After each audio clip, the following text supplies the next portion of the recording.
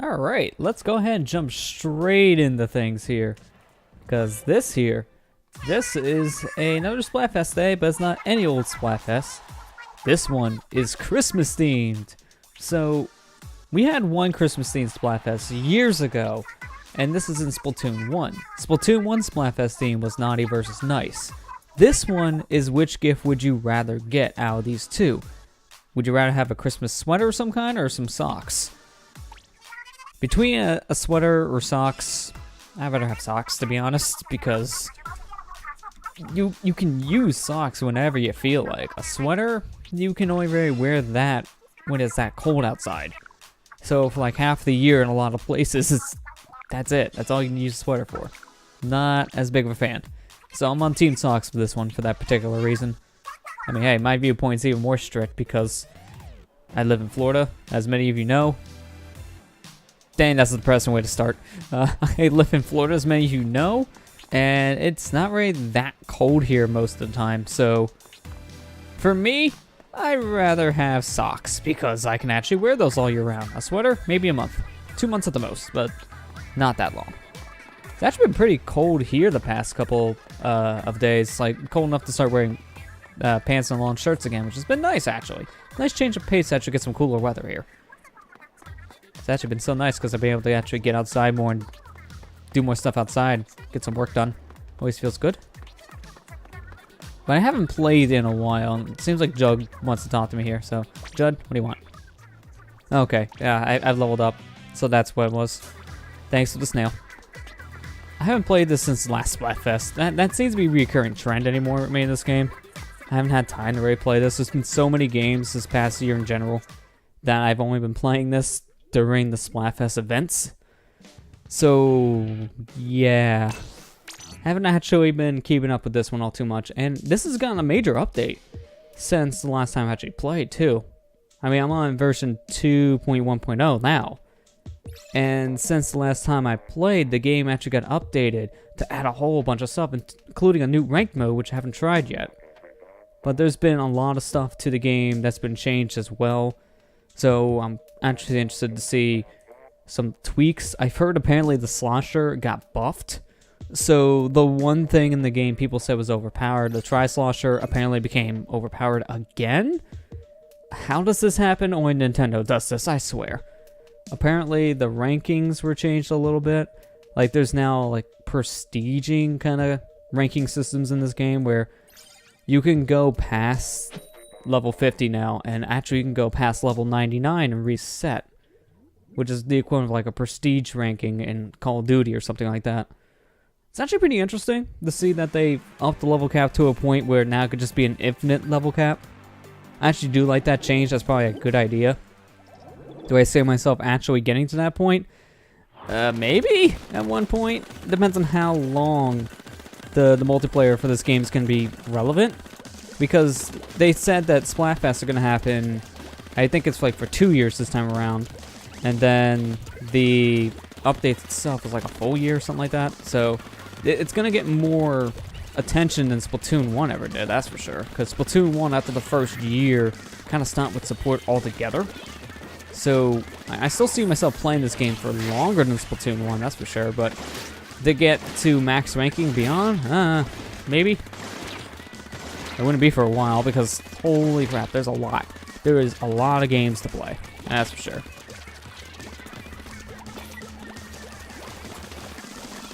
I mean, in all honesty, tonight I'll probably be playing this for a while, like maybe an hour or two.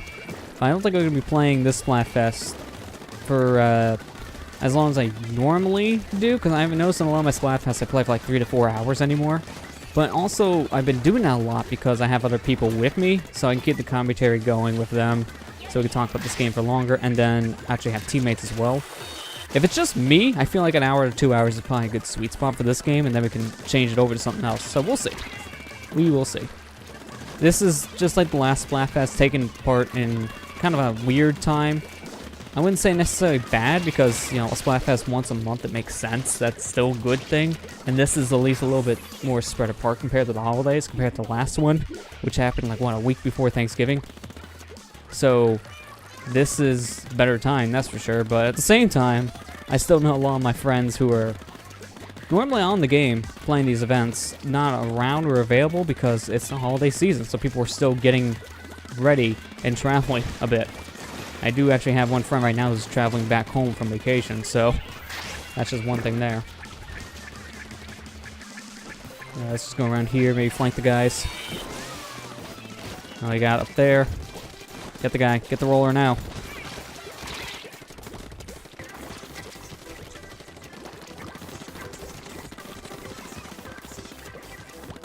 Did he have a friend? Did I saw someone else shoot at us? Guess not. But yeah, no, if I'm usually by myself for a Splatfest, I'll handle it kind of like I did with the Splatoon 1 Splatfest, because I've only done 2 of these by myself. This Splatfest and the last one. And the last one ended abruptly because of internet problems, so hopefully we won't have anything like that happen tonight. So we should be going for at least, I'd like to say 2 hours, and then I can decide from there what else I want to do. Because I want to go back and play more Hat in Time at some point too. There's a lot I want to play. I also want to play Cuphead before this year's over. Maybe stream a bit of that if I can. But I'm basing all that on just how much time I have left in this year. Because we only have about like, I think it's like maybe 2 weeks or just a little over 2 weeks at this point before the end of the year. I'm going to see right now. Yeah, it's just over 2 weeks by like a day.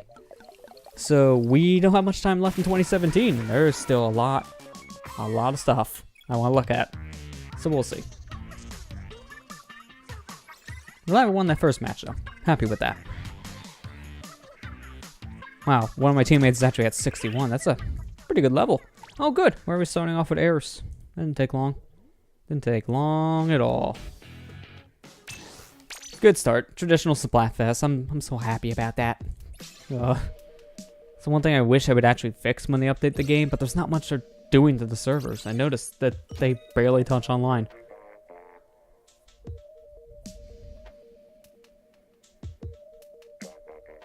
So I'm trying to see what are some of the major changes I can actually notice here. And a lot of them mainly for the multiplayer, because there's a lot of minor ones they actually did to the game. Like the usual, they give you more gear and more weapons. But there's also 5 new songs added to the game. I don't know if they count that for Splatfest though, because we haven't had a Splatfest since they'd done the major update. So if I notice a new song here, that'd be nice.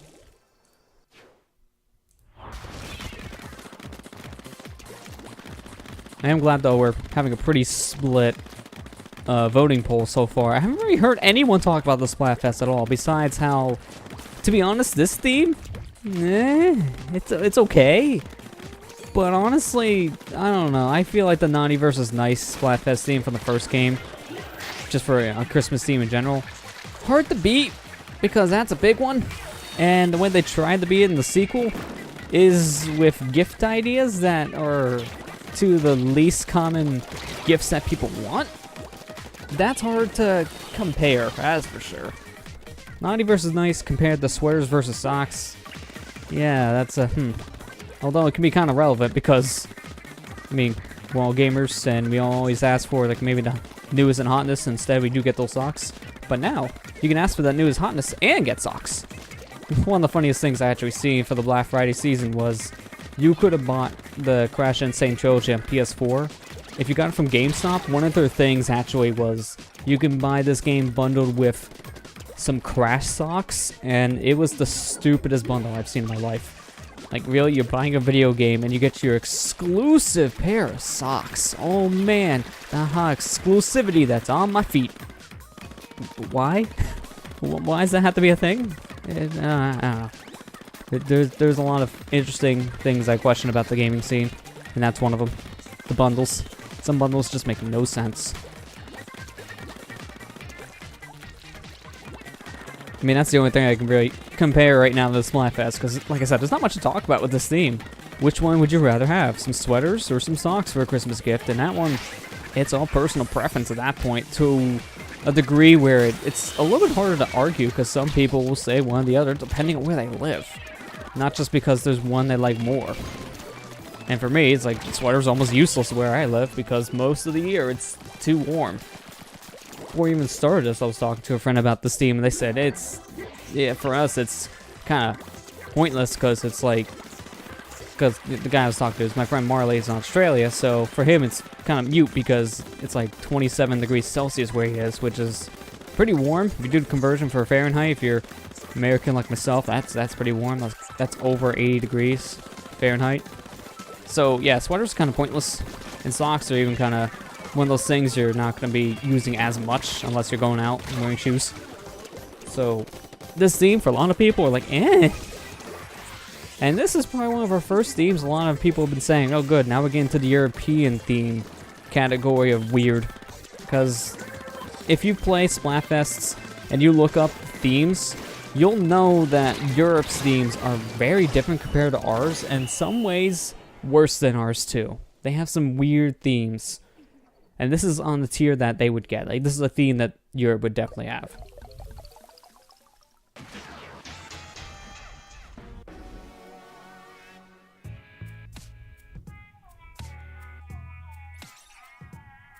Oh wow, it was actually third. We weren't able to ink as much as I thought. They pushed us back a lot. I mean, at least I leveled up the Fiend, so it doesn't matter.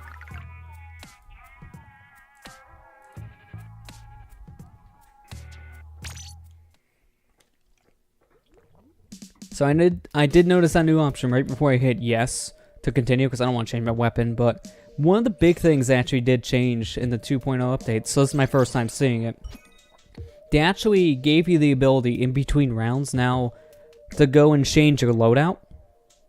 And that is, thank you, that's a godsend for this game, because every other first-person shooter I've played in my life, any other shooter in general, they have an option where you're waiting in the lobby that you can go ahead and change your loadout.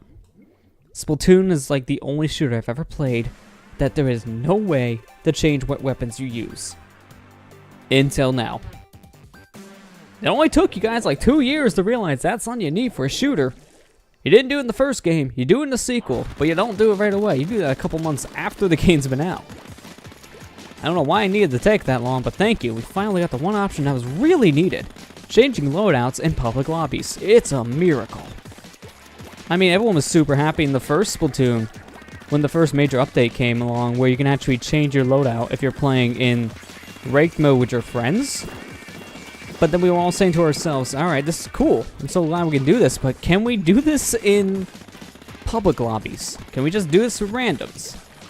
Answer was always no, until now. So that, only took like 2 years, but here we are. Finally got the update we all want. We all need, to be honest.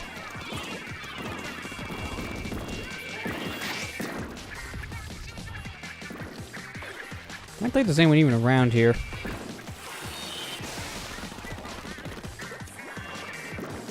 Trying to... something like that. There you go. And as soon as I threw the sprinkler, I got destroyed too. Figures. Trying to hesitate a bit with my shots, just because I want to actually aim it before I shoot. I've been doing that a little bit more, I noticed, when I've been playing this game. I've been slowing down on chucking some of my projectiles in general, no matter what they are. If it's a burst bomb, I think that's the only real thing I don't care when I throw it. I just throw them out, because spreading ink with those is really what burst bombs are made for. But for things like the sprinkler, I slow down now. I want to actually aim before I shoot that thing out. Unless you're doing something like this, I'm using it as a distraction.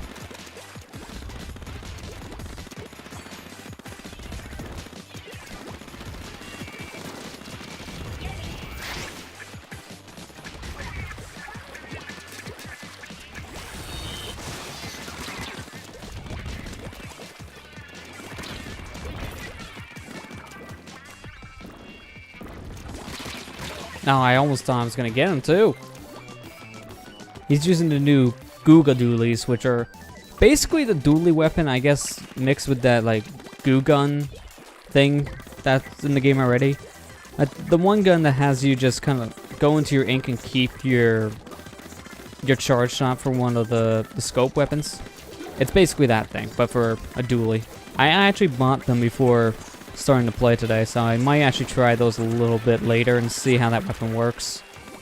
I don't know how well that would actually work, to be honest, because it made sense for a sniper weapon, but for a gun like that, a rapid fire kind, I don't know how well that would work. So I kind of want to see what they did with the goo portion of that gun. That makes sense. I gotta get moving here.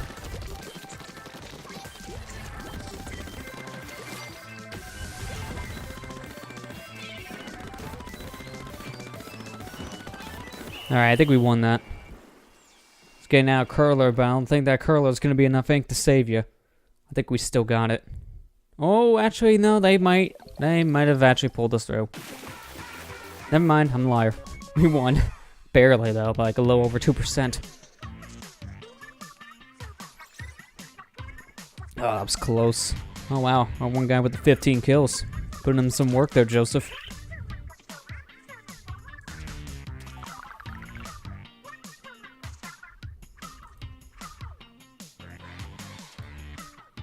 Alright, let's actually change gear, but I don't want to leave the lobby. I actually do want to try these out and see how well these Googas do. So I'm good with this gear. And there you go, I'm still in the lobby. So once everyone else does what they're doing too, because they might also be changing weapons, we'll just get all back together. Oh no, we don't, we just get separated still. Okay, well, why? Alright, 1 step forward and 2 steps backwards, I guess. Can't stay in the same lobby, we change gear like that. But at least we don't get kicked out of the game lobby in general. So at least it'll give us back into the game a little quicker. I'm actually more curious to see how that would work if I'm pairing up with randoms and then joining with friends too. Because I'm wondering if that's one of those things where you can change loadout in between games like this. But if it puts you in a new lobby every time, how does that work if you join the friends? Do you just have to rejoin your friend lobby? Because if that's the case, once again, 1 step forward and 2 steps backwards, because that's not going to be good. Oh, these Googas are no different from a normal duelie. It's just their firing rate. That's about it. Their firing rate and their range, probably power as well. You know, the usual things they change in guns. But this is basically the same thing as a normal duelie. No special attribute. That's kind of disappointing, to be honest, because with the goo name in it, you would think it'd be kind of similar to the one sniper goo weapon. We can kind of hold down a little bit of a charge when going to the ink. Because when I'm going down and going back up, my shot is the same speed. So that's like no different to me. Besides my fire rate being slower. And for dualies, I don't want a slower firing rate. Because these are supposed to be quick popping guns. And to have no fast shooting with these things kind of makes them not as good in my opinion. But we'll see. We gotta actually get up to an enemy and shoot them down. I'm gonna put that there. In case someone actually comes up. Now, I don't know if they did change this. I heard a lot of the specials got changed, but I'm not sure if the inkjet got buffed or nerfed. I think it might have got nerfed slightly, but I don't know. I gotta look at the patch notes. I actually do have the patch notes up besides me. I'll just have to go back to that tab to look at them. I'm going to actually read a couple of these patch notes before starting, so I just left them open on standby just in case I want to read these during the stream.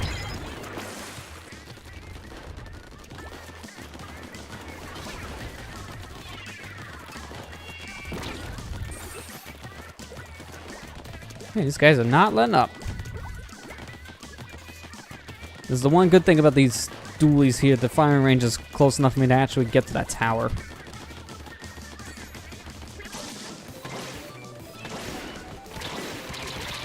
Ah, what was that anyways? The hero dualies, okay, that makes a lot of sense. Yeah, I'm not really a fan of these things. They're okay. I think if I'm going to use dualies, I'd rather have something with a faster firing rate.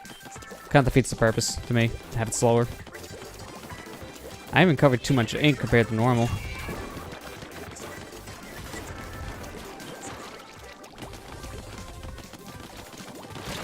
Dang, that's a Luna. Oh no, it's not. Normal blaster. It looked like a Luna for a split second. Because I do have a Luna on their teams. That's what I thought it was.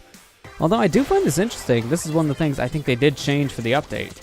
Because now I can see my mine wherever I put on the map. It's like blinking behind me now. So that's definitely new. Did we barely take this? No, we didn't win, but it definitely looks like a little bit better than before. So we didn't lose by a huge margin.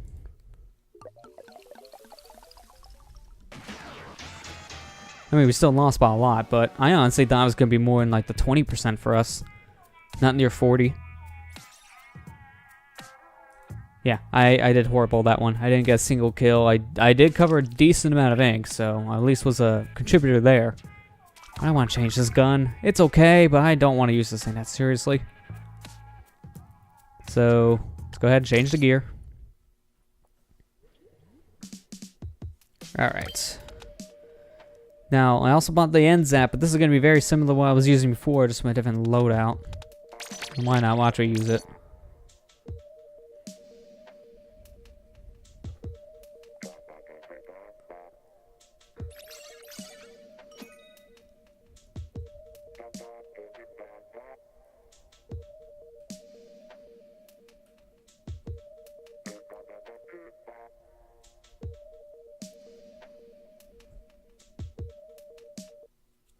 Oh, good.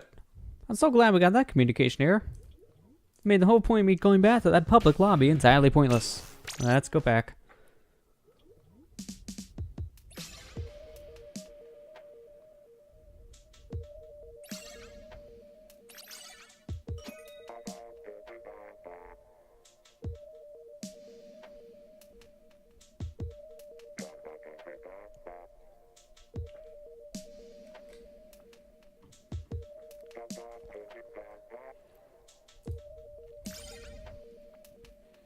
Smug Ren. Oh, good. He's smug in his sweater. Nice and smug.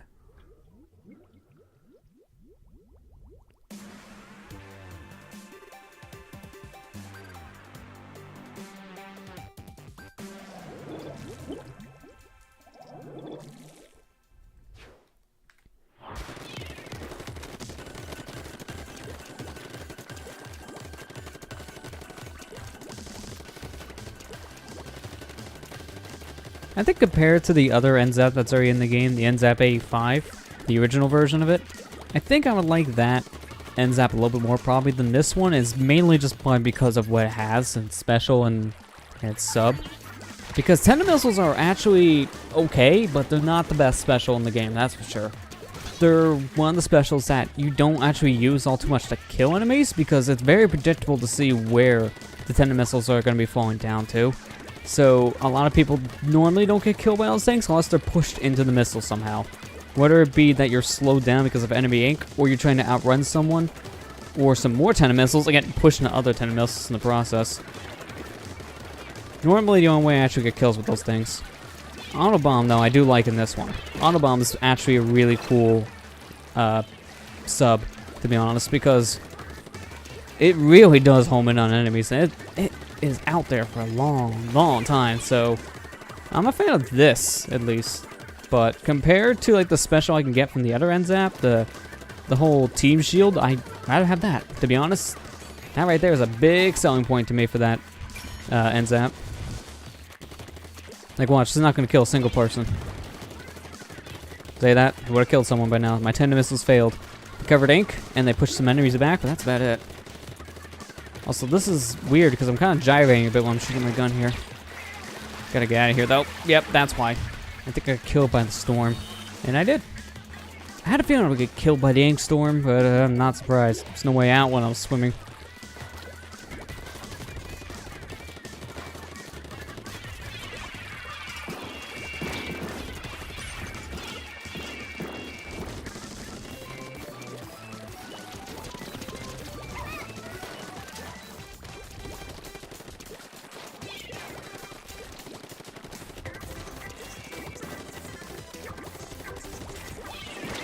A little bit more. There you go.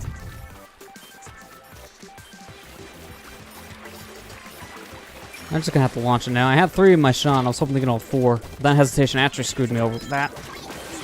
Oh, hi, Bella. Didn't see you there. Now you're dead. They're really pushing us back, and that's not good.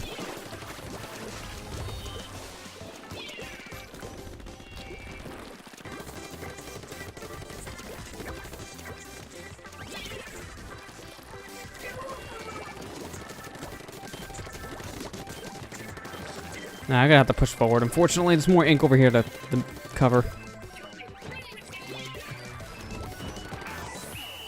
Alright, let's see who won. I think we barely could.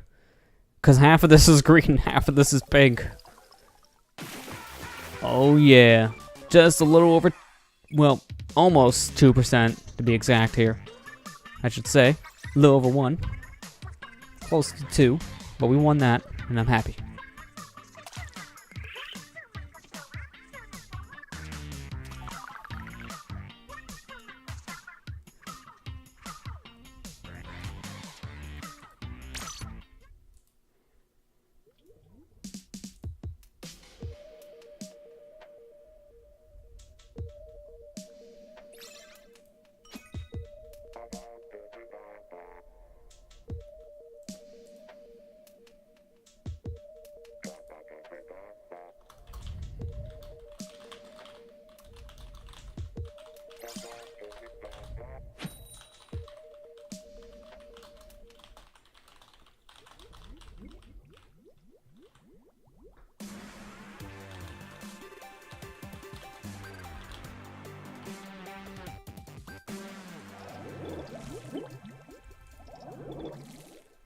I think this stage a lot, I've been noticing.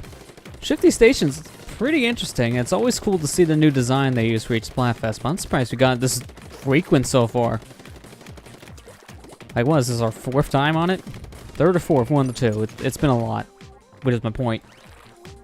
And we've only been playing this for just about half an hour. So yeah, not really sure why we keep on getting this.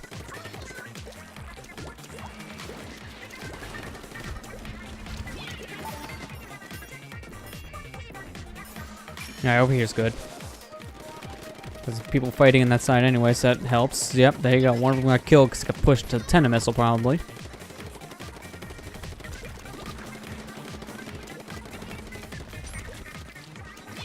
There we go. That should do something. Every single one of my teammates is right here in the center. That's, I don't know how I feel about this. Get rid of these bubbles. I don't like these here. This is why I don't like them. Get away. I'm stuck in the corner. I knew they were going to try to get me in the corner, too. I couldn't tell there was anyone behind the bubbles at first, too, when I was first shooting. So that did not help.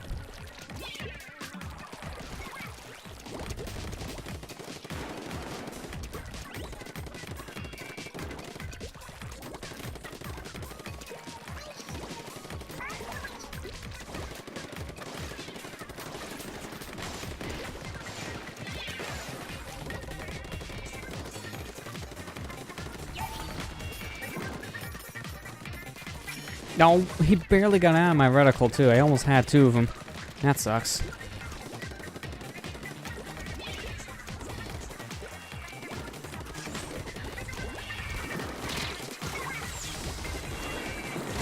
What the heck was that? No, there was no tenta missile there. That was nowhere near where I got hit, got killed. Last tenta missile fired here. That was next to the wall. No. I call hacks on that one.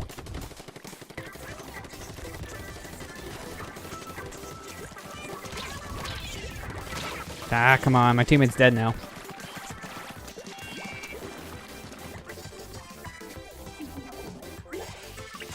Alright, come on. Hurry up. We only got a couple seconds here. I gotta push before they push back. Like that. I don't like how much these guys are actually getting into our base and pushing forward.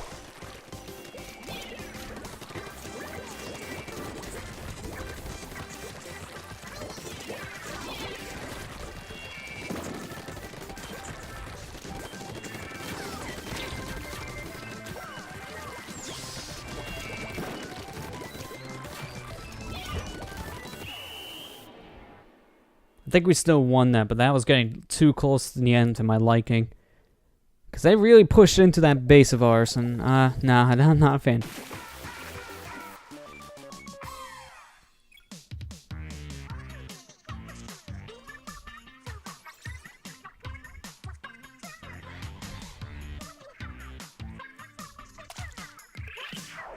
Man, it's like there's no time to level up, because that quick into the fender, I definitely am on a team where I have the better players this time, I think, because this is actually good. Leveling up quick. Alright, let's change our gun out. I'm gonna go to the Splash-O-Matic, because I like this thing. Alright, now we gotta wait for more people to come in.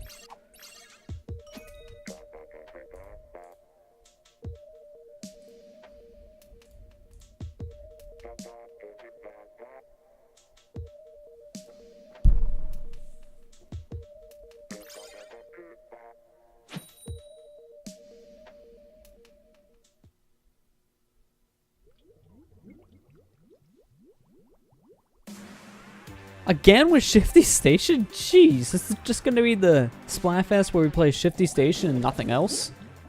Seriously, we get the stage almost every rotation now. I mean, it's a good stage, but can I get something else? Please? And can I have that something else for more than one game? Because this is a little ridiculous. Wow, that was actually quick, speaking of ridiculous.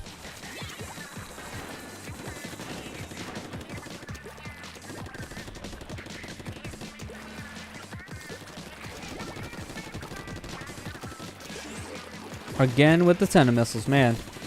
Getting some tender missiles quick over there.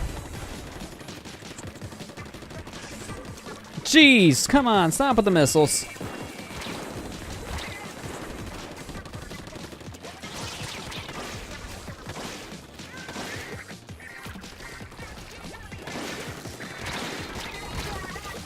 I still can't kill anyone with this dang thing. See, I really want to like Inkjet. I really do, because it's actually a good ability.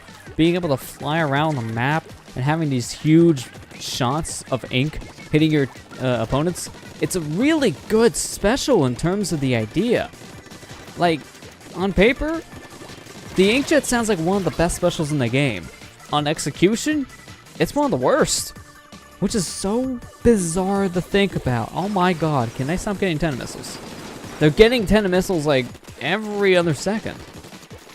Like all their gear must have the tender missile ability, or at least the majority of it. Because that shouldn't be happening nearly as frequently as it is. But yeah, Inkjet, I really want to like this. I really do, because it's a cool idea on paper. But then when you actually use the dang special, it just doesn't do anything.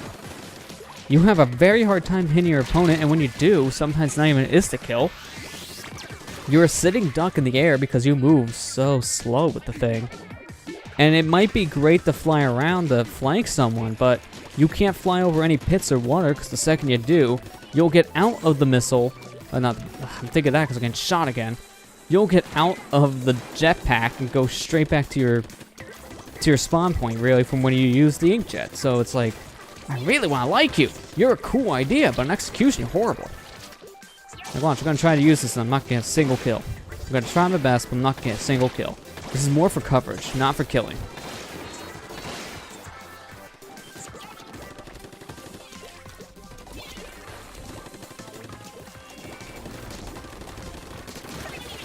Oh good, I got at least one kill. That's helpful. Are we actually pushing ahead now at the very end? This is hilarious if we're actually going to win this by our very last push. Come on, a little bit more, I can get a special. I just got it too. I was going to fly and start shooting. That would actually really help. We could have won the game. But I think we just lost because 3 of us died. Oh, that was a fantastic push. Like, we could have easily won that with that push too. But then they pushed back. And they pushed back hard. Oh man, that was so close. Oh, that must have been one of the new hairstyles. I just noticed that. Yeah, our Japanese there, she had the new hairstyle. I haven't checked any of these out yet, and I probably should.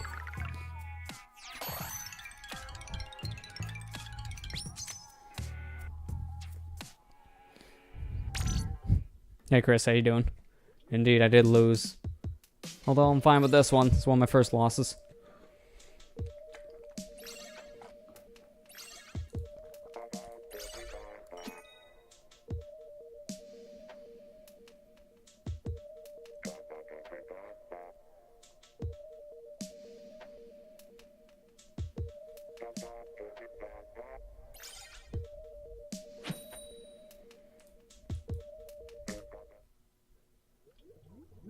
That's actually kind of interesting.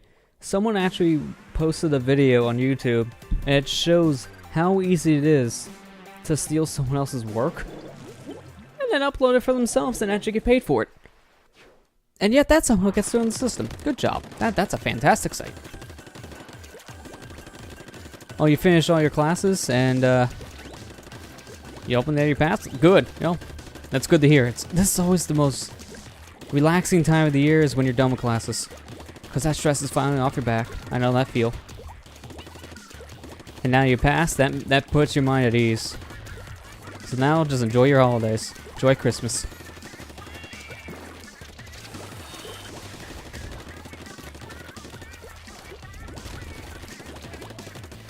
Oh, I think I've seen him. Oh, you still gotta take math next semester. Ah, dang.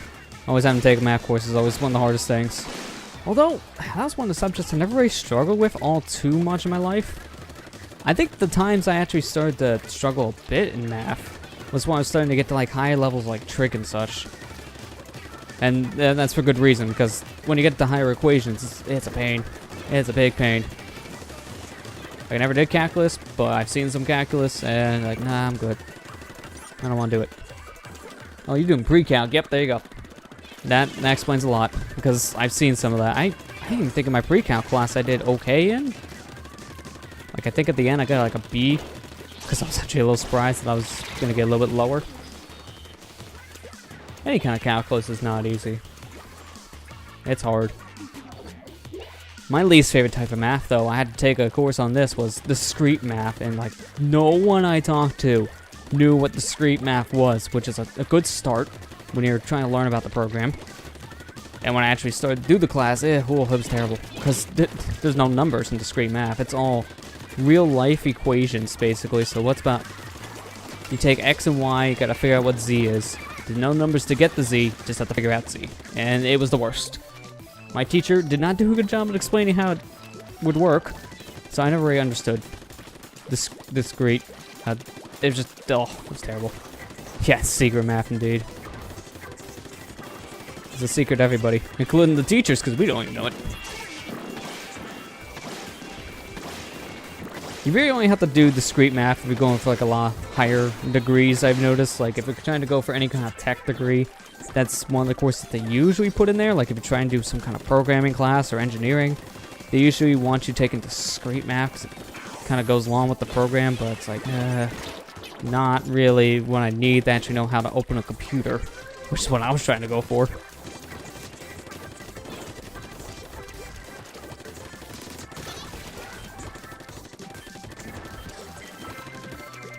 It depends on what computer science you're doing in particular. Like I said, they usually want it for like engineering.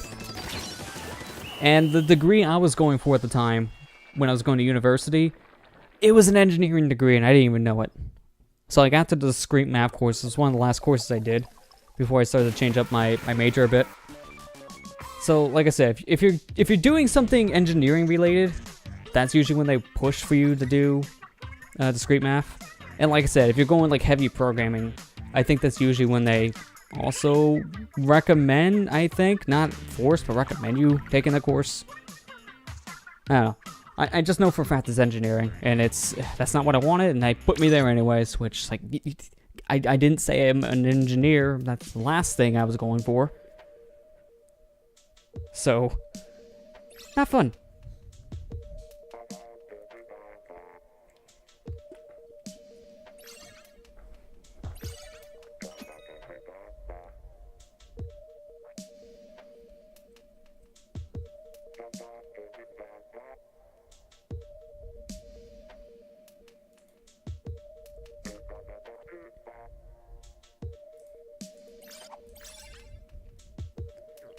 It seems to be a pretty balanced Splatfest so far. I'm happy.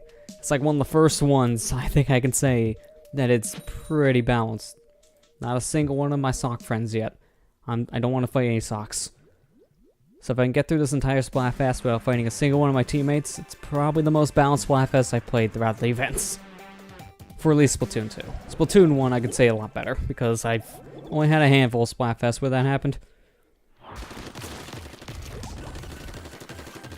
And again with the shifty station. Can I please not go here after I go to another stage? I've been here too many times. It's a cool layout, but can I just stay off the stage for like maybe 3 games?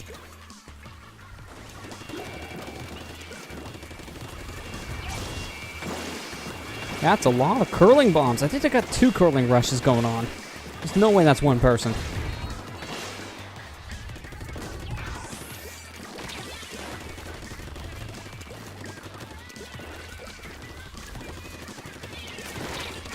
No, they tag teamed me. These are randoms, but yet they're working perfectly like a team, like they're all in the same group. So who knows, I may have actually got paired with a full-on team. Like, these guys could probably be doing some voice chatting right now. Which, if that's the case, yeah, we're screwed. We got no communication, they got total communication. That's always a guarantee for victory. I just seriously did wish that you can actually jump into group games you can make with your friends without making a full lobby of 4, because I'd be doing that a lot more often if I could. I've only done a few of those Splatfests so far where I have a full team of 4. So it's not as common as Nintendo thinks it could be.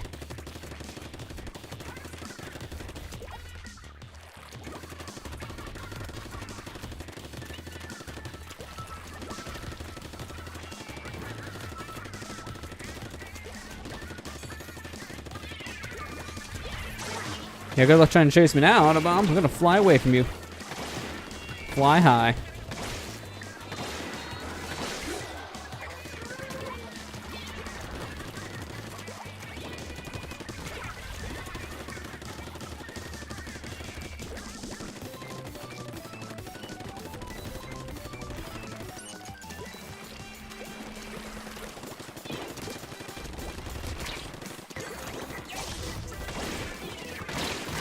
Oh, come on. Double kill. I don't like that. That was a late shot from him and it counted.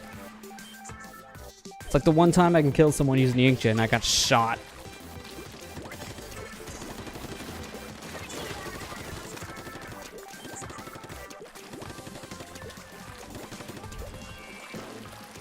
If Smash Bros. Got a new character update, pick the 4 characters you want in the game. No Shrek or Goku. Well, there go 2 votes. No, in all seriousness, like, characters I would want to see in, like, another Smash game, or, like, if they did do an update to the game itself right now. Like, the big one, for me, is Shantae. She's actually who I voted for in the Smash poll a couple years ago. I would want her. Shovel Knight would be a pretty good one, to be honest. And I can kind of see that one happening, because they've gotten pretty good support from Nintendo. I mean, they have a couple amiibos made for the Wii U, 3DS, and Switch versions of the Shovel Knight ports. So I can see that happening. So those 2 would probably be good picks. Unrealistic pick for me would probably be Banjo-Kazooie. I know for a fact that would never happen. I know that Microsoft themselves kind of came out and said, yeah, that's something we would like to do.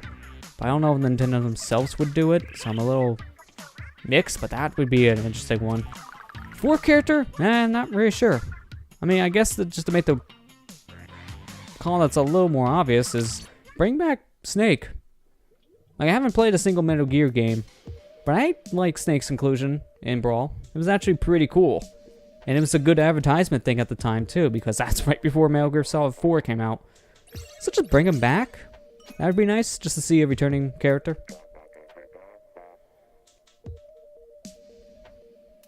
And if I just want to add one character into that that's, you know, not third party, just to make it my 5th choice, so to say, bring back the Ice Climbers. Why are they gone? Just bring them back. It'd be nice to see Nana and Popo come back. Just for the idea. Yeah, I agree. I don't think Snake would come back because it's Konami's decision at this point to keep him out. They don't really have as much interest at this point. So I don't really see that happening because how they're handling the series right now is in a weird state. I mean, no one liked the idea of Metal Gear Survive, which is why they completely stayed silent about that game at this point. It's supposed to be coming out soon-ish, but we still have no idea what to think about the game or what's it going to be about, besides the fact that it's some kind of survival game. Like, we don't know. Metal Gear is in this weird state.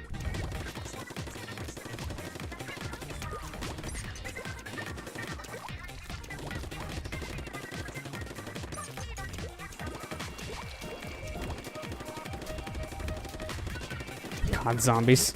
Something like that. I don't know. I have not really seen much footage. Hey, Corey. How you doing today? Hey. Hey. Oh, stay still. I want you to kill you with this thing. Oh, I got him by the last shot. And there we go. Kind of figured that would happen, though. I think the other team was still able to see my drop point, so I'm not surprised. They're probably just waiting for me to land. Yeah, you can definitely tell it was a roller over here. A lot of missed points.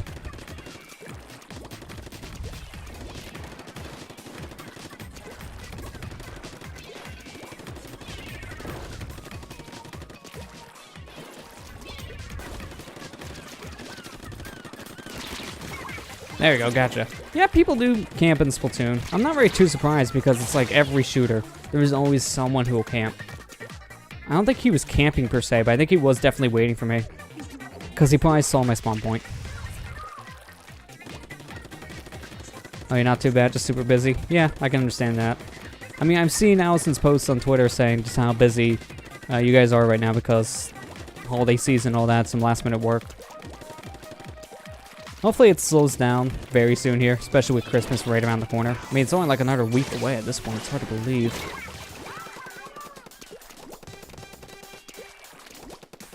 I'm actually super happy. I got done every single last thing I need to do for Christmas at this point. I'm just now having to wait for the day to come, and then that's it.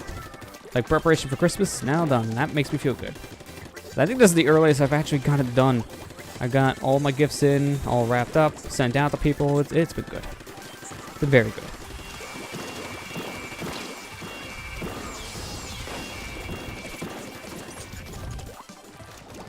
Actually, even one better thing too is I just received, I think, the last Christmas gift I'm supposed to be getting from friends in the mail today. So that also helps because I just let them know, hey, I got them. Now I just have to wait until we're all free one day to sit down and actually open them. Oh my god. That was close. Yeah, this would be like the third year, I think. It's myself, That's a We Adventures, Tony Unique, Jared Tino. So myself, Matt, Amber, Jared, we all sit down, do gift exchange on camera. So this is probably like the third year we're doing it.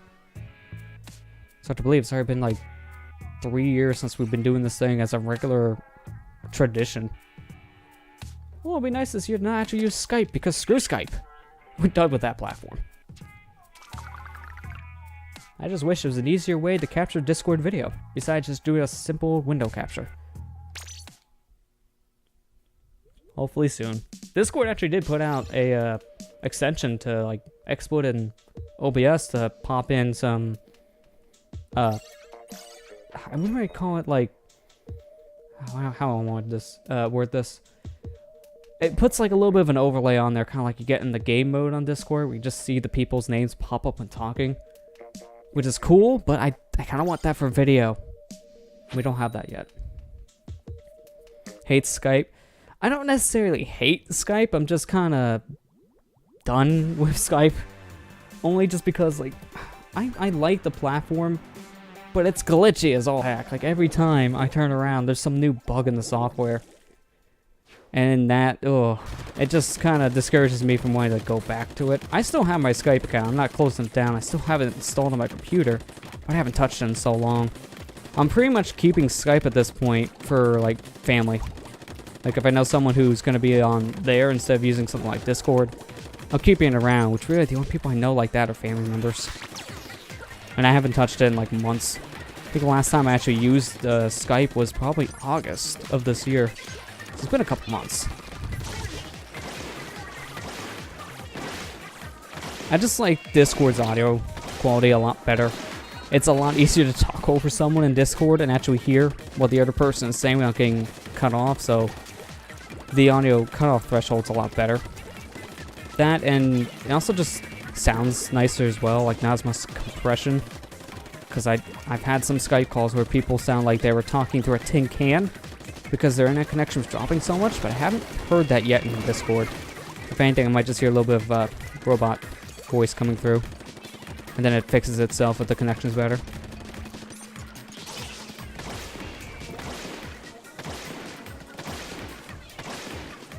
I mean, it still just comes down to personal preference of which one you like more.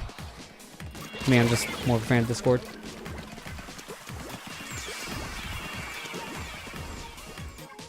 We all die. I think we all just did, yeah. Alright, so they're gonna start pushing.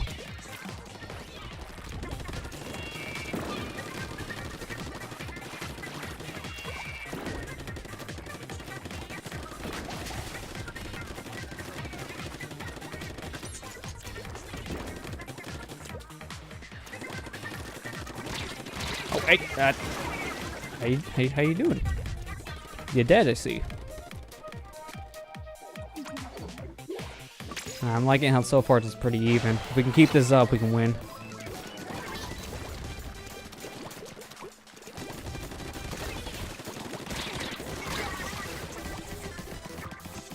That's like 3 of us at once, too. That's not good.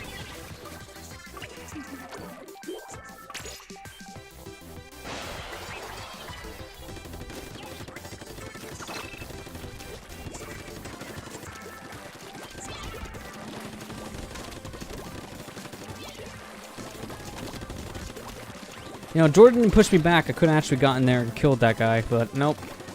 Thanks, Jordan. You're a big help to the team.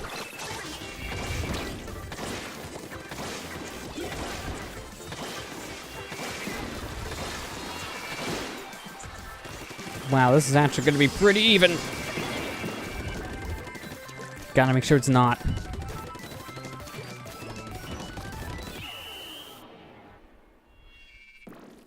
I'm still standing on the green.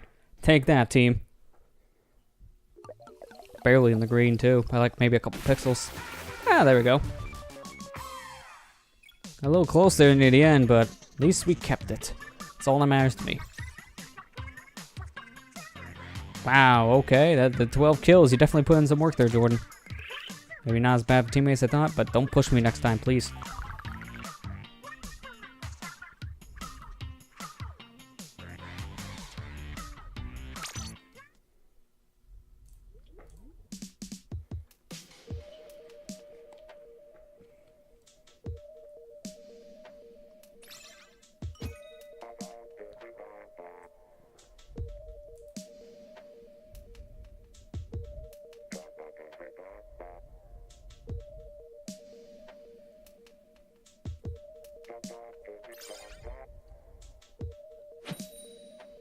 Alright, now if we can get something that's not Shifty Station, I'll be happy.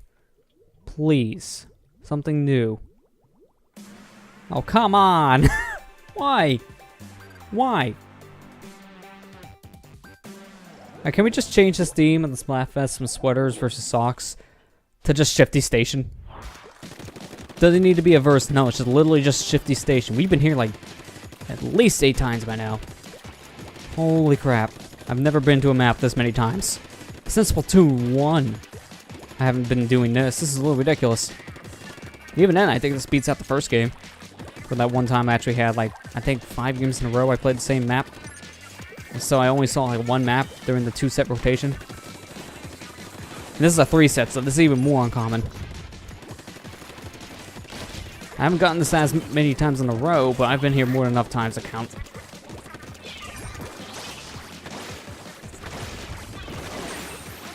I don't like how this thing's following me.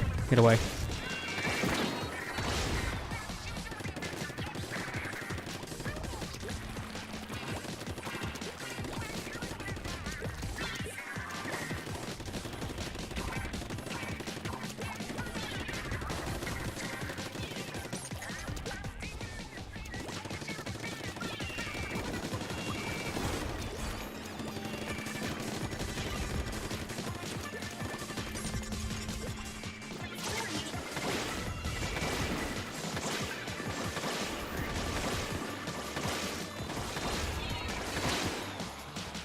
I didn't realize we both activated our ink chest at the same time. So there's no way I would have killed him before my timer ran out. I didn't get to throw my little bomb disruptor here.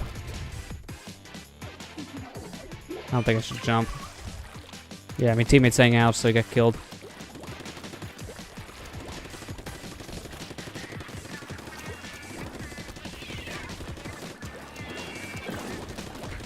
Like Kingdom Hearts? I like the idea of it. I haven't played it yet, but I want to. I'm probably going to be going into that game soon enough, like in the next couple months, because it's the next RPG I think I want to try after I play Xenoblade Chronicles 2 on Switch. And I'm playing that right now because it's portable. I actually got to play like 40 minutes of it while I was out yesterday in portable mode, so it felt nice. I've always had interest in trying the Kingdom Hearts games. I played a little bit of 1. I got up past the tutorial, so I left the island and got the Traverse down. So, yeah. I own the PS4 collection, so I definitely have an excuse to go play it. I got the best version, so to say. So I should just play it. I mean, for when I played, I enjoyed it. Because I'm more a fan of real-time RPGs instead of turn-based. Like, the only turn-based RPGs I can really get into are the Mario Luigi games and Pokemon. And that's about it. Because I've played others. Like, I tried a bit of Final Fantasy before. I played, like, I think near the end of Disc 1 to Final Fantasy 9. I just kind of stopped. Because I stopped getting into it. Like, I was playing for a bit, but I don't know. It just wasn't catching me as much as other RPGs at the time. So I like the battle system. Battle system in Kingdom Hearts was one thing I was enjoying when I was playing it. If it became the PC, I'd be happy. I mean, who knows? This is Square Enix we're talking about. They ported Kingdom Hearts like 3 times at this point. Like, there was the original release on PS2, then it got a final mixed version in Japan, so that's one port, and that was on PS2. Then you got the PS3 collection, so there's another one. And then you have the PS4 collection, and there's even a rumor that there could be another release of the Kingdom Hearts collection on PS4, just mixing the 1.5, 2.5 collection with the 2.8 collection on one disc. So if that's true, that's like the 4th time they technically released Kingdom Hearts 1. So who knows, they'll maybe at one point release on a PC. I know for a fact it was a couple years before they released, like, I think Final Fantasy X was one of the ones I'm thinking of. That took a couple years, but they finally released that on PC as one of the ports. I know they did that with the 13 games as well. It's why? I don't understand why Square just ports their games like 3-4 times. It's a little ridiculous. Like when I first heard they ported the Final Fantasy X remaster from PS3 and Vita to the PS4, I'm like, okay, now that just kind of feels redundant, guys. You already ported the game, and then you port it again like a couple months later. Yeah, and the 10 games are there. That's why I've heard like all 13 and 10 games are on Steam. So like I said, they port games, especially when it comes to PC, a little bit later on, so they will probably end up doing that at one point to Kingdom Hearts.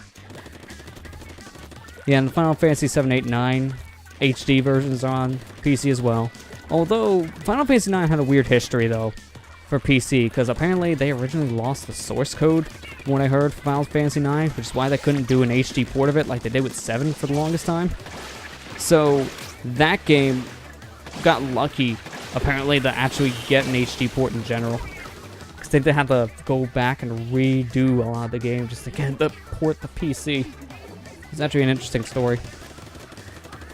This was actually at the time before they archived as much stuff as they do nowadays. Because back then, they didn't have space, they just kind of deleted files. Which nowadays, a game company doesn't do that at all because they want to keep the files in case they do an eventual port.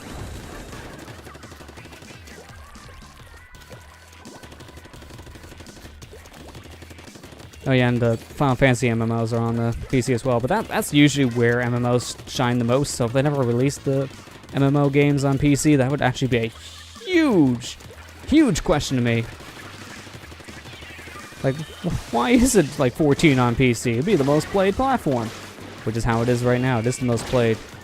I've seen a bit of 14. It looks alright. If there was a MOBA I would get into, it might be that one because of how big of a community it is. But it's like, I'm not a fan of MOBAs. So I see it, it looks fun, just not for me. Man, I barely have enough time to play these kind of games. I don't think I want to sink my life into an MMO. At least 14 does it right. Compared to the original release of 14, which I heard was bad. Not until they made the new one that they did a couple years ago, I didn't hear anyone talk about 14.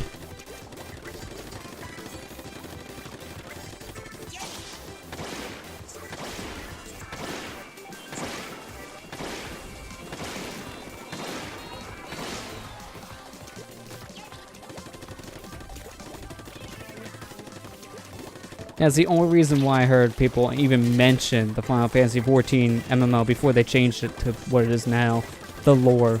That's about the only good thing it had going for it at the time.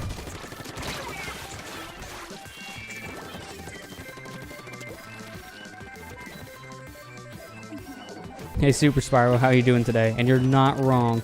Splatoon 2 is one of the games where everyone enjoys, but Luck is a whole different story.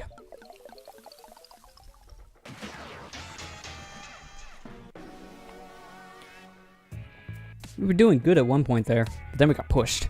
Usually when we get pushed, that's when we just can't recover. It's always. At least at the rate we're going, we're definitely getting the champion. Also, I should probably back out after the next game if I get a new thing on my shirt. Because I'd rather not wait until I have 3 slots to scrub my gear. Then it'd be just taking way too long to get the 3rd one. Also, soon enough, I'll need to go out and refresh my money. That's what I'm really trying to push for right now, is a lot of money. Then if I can buy all the weapons, then I should go and push for the experience up.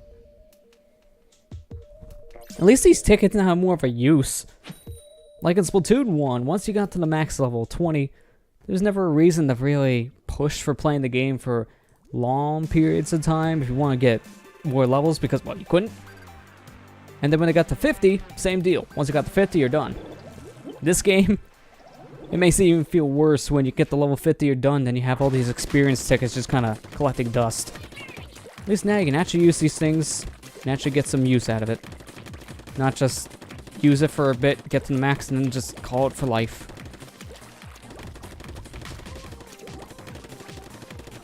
Yeah, agreed. It really does suck if you dominate the entire game and then just lose the last couple seconds there because of one big push. It's always that one push that can make or break a game.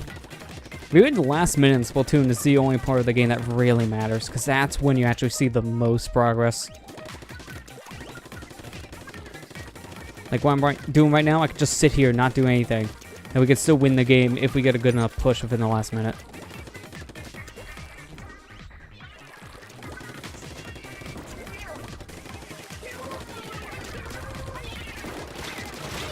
No, there's someone else there too. I didn't get to see him until I got killed. It's a Tri-Slosher. The once nerfed, now not so nerfed.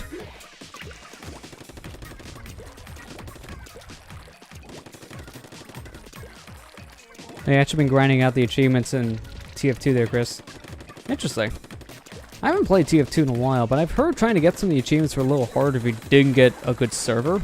Because I heard some servers just weren't the most friendly of people in there. So it's good to hear you're having better luck than a lot of others. You're just getting there and actually getting some good help.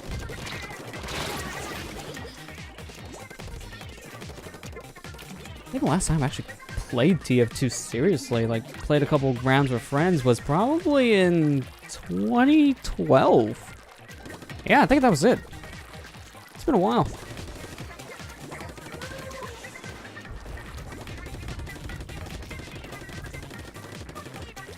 Wow, Super Spyro. You went and got all 100% in Adventure. You got all the medals, all the emblems, I should say, all the missions done. Metal Sonic, wow. That's some commitment right there. Good on you. When I did my Let's Play of that game years ago on YouTube, I didn't actually get 100% at the time. I actually just used a 100% save file to show off Metal Sonic. I just didn't have the time to go for all of it. Because I had a save file that had most of the stuff done. Just like certain missions I couldn't get done as a kid. Never went back to. And then the Chow stuff. Chow stuff I just had no time for. Although I did all that for the Sonic Adventure 2 HD port in like 2012. But I like Adventure 2 more than Adventure 1, so that's probably why. I just like was able to sink more time into it.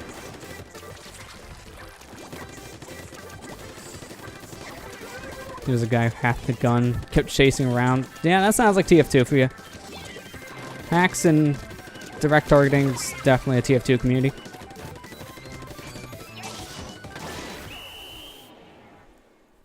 Yeah, big story in Adventure 1 is still one of the weirdest parts about the Sonic games in general, because in a game where you go fast, jump on robots to destroy them, to pump out little animals, the first thing I think of is fishing. Like what? It's still like one of the weirdest parts about the series in terms of gameplay, and still one of the worst because Big's fishing was never good. I don't really like the fishing part of that game. That's still my least favorite part about it. I mean, one of the best redeeming qualities about that still is Duke Nukem being the voice of Big. So every time you see his face after you know it, you can't unsee it.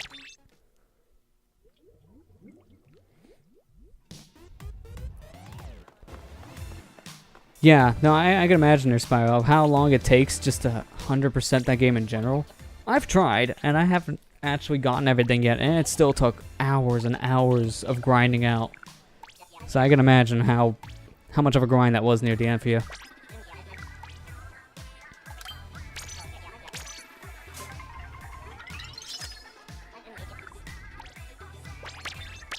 There was a nice glitch. I don't know if it works in Adventure 1, but this is how I was able to do it in Adventure 2. Where you could just keep on dropping animals or like the power cores in front of a Chow, but as long as it was far enough away, it would count as the Chow using it, but you wouldn't actually use it, if that makes sense. Like, you would drop an animal in front of your Chow, they would absorb its power and level up, but the animal would still be allowed to use again. So you just pick it back up and then put it back down in front of your Chow and just keep on doing that over and over again.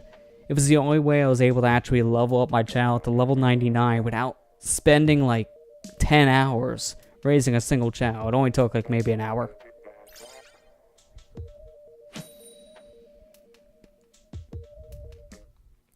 Stamina is still one of the worst things to level up on a Chow because that glitch doesn't work for food.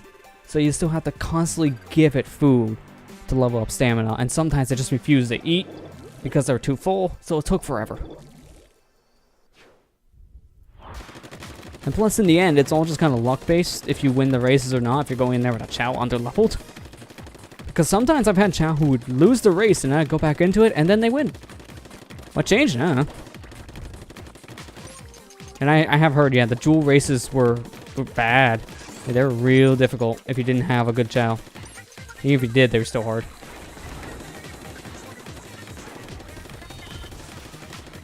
I think that's why I feel like the Let's Play itself, I only showed off like one race. I think it was one of the earlier races, just to give people an idea of how it would work.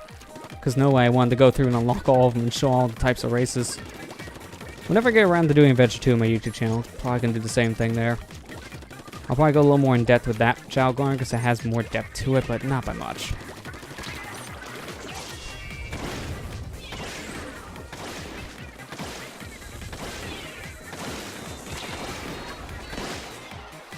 With Chow Racing RNG, could you control it? Kind of a mix of both. You couldn't really control it too much per se. I can't remember how it worked in Adventure 1, but at least in Adventure 2, there was a little cheering function that kind of gave your Chow a boost of speed.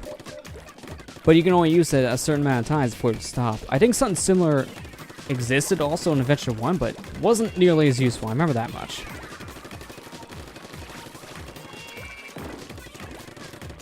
But it's all in the end, just depending on your Chow's stats of how good they were, if you really won the race. There was a little bit of luck behind it, depending on what some of the other Chows do, like if your Chow could trip or something, but if they were higher levels, they normally didn't really trip too much, but they still could. I never really understood how the Chow races fully worked, to be honest. It's still kind of a mystery.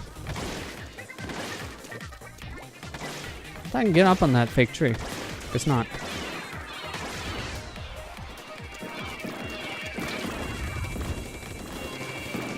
We cannot leave this poach. I have not left here at all. That's not a good game so far.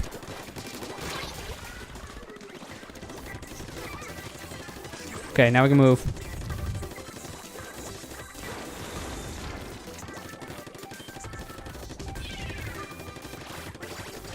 Out of curiosity, Spyro, what versions of these the adventure games are you playing? Because I know that'll also make a difference to how easy and or hard this could be. For Adventure 1, it sounds like you're playing the GameCube version if you're unlocking the minigames, because that was only on GameCube, unless you hacked them in for the PC version.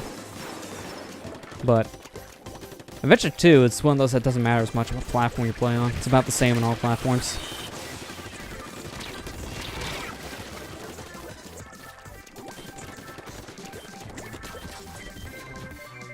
Yeah, we definitely lost this. They won't let us leave the base now.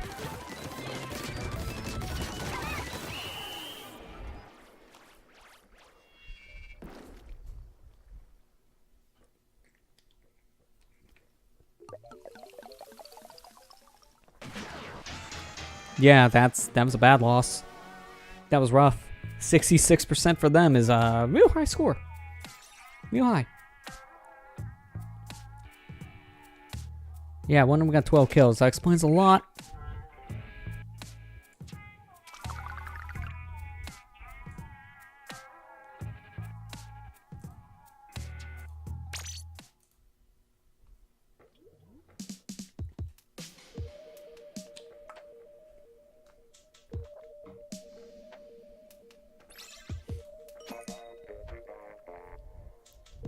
No, I like that guy's name there. Beautiful V. I'm a fan of Beautiful Joe. Like it. Oh, you're playing the GameCube version for both of them. Okay, that's good. A lot of fans say that the GameCube versions are probably the best, especially when it comes to audio balancing, because the HD ports for both of the games' audio balancing are very hit or miss, to be honest. Especially Adventure 1. Like, if you're playing Adventure 1 on the HD versions, holy crap, some sounds are next to non-existent in terms of audio. Like the spin dash for Sonic, you can barely hear in the HD port, and I don't understand why. And then in Adventure 2, some sound effects are cranked up to like 10 decibels, so explosions just rupture speakers. And I don't get why they increase the sounds in some things.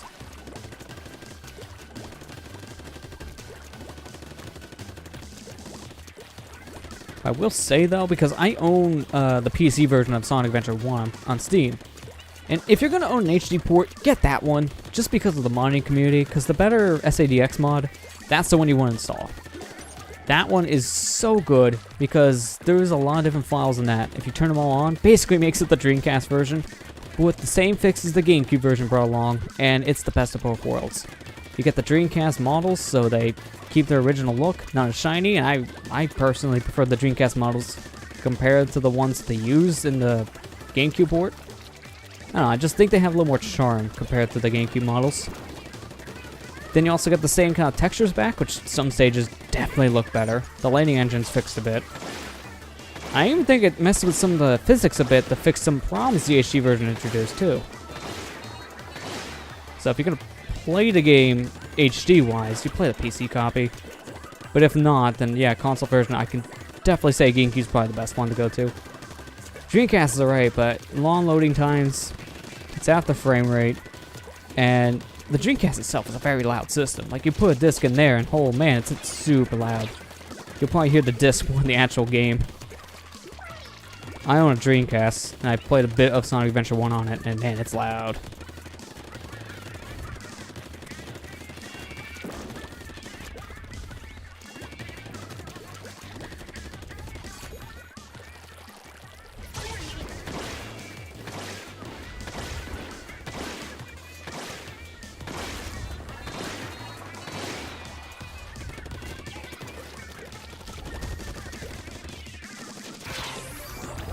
I couldn't get away in time. I didn't see him do the splashdown until I got stuck.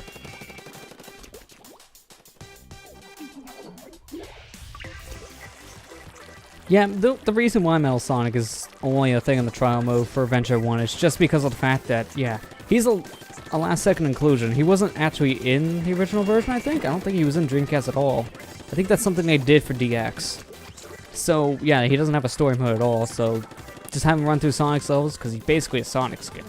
There is nothing different about how he plays and controls. It's just Sonic, but with the metal skin. So it makes sense for him to only be in trial for that reason. I mean, I'm fine with it. It's a nice bonus, that's for sure, because going out of your way to 100% the game and getting a new playable character like Metal, it's a cool idea. I think that the reward for getting everything in Adventure 2 is probably a little bit better, because a 3D Green Hill Zone, this is at the time before they put Green Hill in almost every game for a while. It was a pretty cool thing, honestly. It was pretty cool in design. It was very faithful to the original Green Hill, and just seeing it in 3D was definitely pretty cool. It's breathtaking. We didn't get to see that until Generations, but even then, the design wasn't the same as the original Green Hill, so we just got to see a different game's take on it at the time. I liked what Adventure 2 did with that level. It's probably one of my favorite versions of Green Hill, just because of how innovative it was. Now, Chris, you don't have either Forces or Mania. I mean, if you're gonna get one of the two, I'll recommend Mania before Forces. I enjoyed my time with Forces, but it definitely has a lot of flaws. And I feel like if you're not a true Sonic fan, you might not enjoy that one as much. I got a lot of enjoyment out of the game because I am a pretty big fan of the series, and I just love how stupid I was able to make my custom character. But I haven't gone back to Forces as much as I have some of the other Sonic games that came out the past couple years, like Generations especially, Colors, Lost World even. Although I have gone back to this one and Boom, because Boom is a pile of trash. But I don't think anyone can argue on that one. Everyone agrees that Sonic Boom on Wii U. Not good. Not even close. I still say that's worse than 06.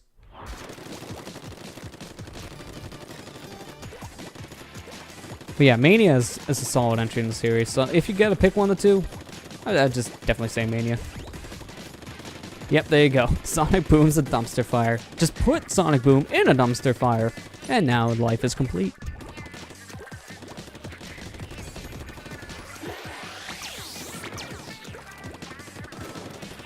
Yeah, Spyro, I could agree there. Some of the Game Gear games they did put on the DX version of Sonic Adventure and GameCube, you definitely got to see the quality because some of them are pretty good. Well, then others are like, what the heck? This is when they really started to experiment in a weird way, and this is all the way back in the Game Gear days. Labyrinth wasn't really that good. It's one of the worst games in the series.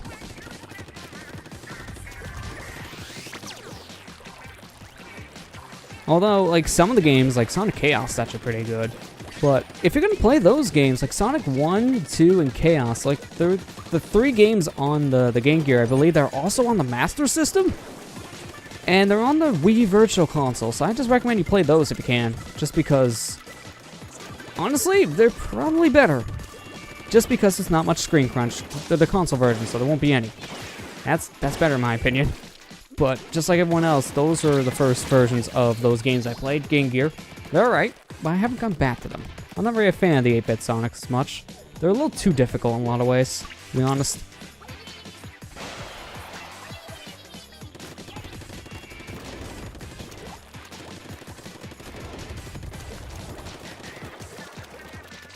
Yeah, Triple Chopper's pretty good. I think that's one of the ones I put a good amount of time in.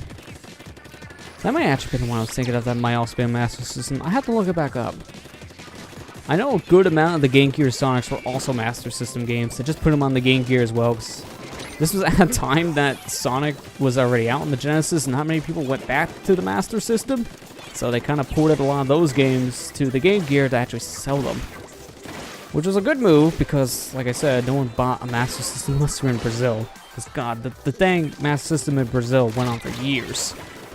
That thing people bought up because it was like one of the only things they constantly sold as a video game system. Master System was everywhere in that country.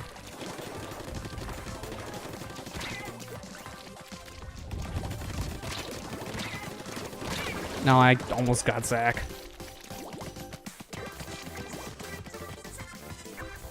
Now Zack killed himself though, so it doesn't matter.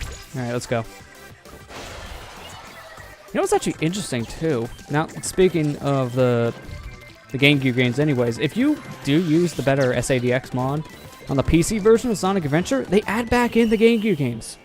Because the HD versions of Sonic Adventure removed those things, which is actually kind of interesting to see because you can't buy the Game Gear Sonic games on like PS3, 360, or PC. So to see them removed is a little weird. But there is a mod to put them back in, and oh man, it's weird because if you don't play Sonic Adventure in a really small resolution, like I think it's 640 by 480, which is the lowest resolution the game can run at, Game Gear games are super tiny. Like if you're playing the game in 1080p, the Game Gear games barely fill the screen at all. They're like maybe an eighth of your screen. It's near unplayable. It's weird of how they add them back in. Yeah, Tails Sky Patrol and Tails Adventures they're also one of those like games. Like, I haven't played either one of those at all, honestly. I don't think I ever unlocked those. But I've heard mixed things. I heard one was better than the other.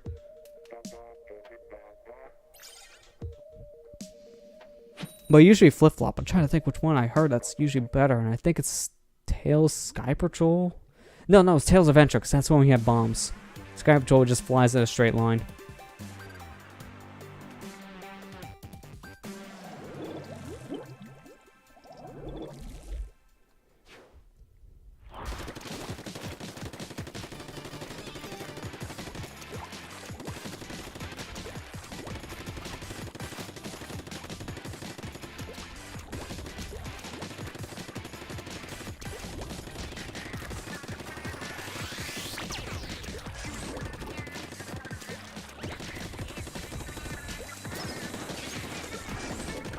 Again? Alright, I got more than one person using 10 missiles on.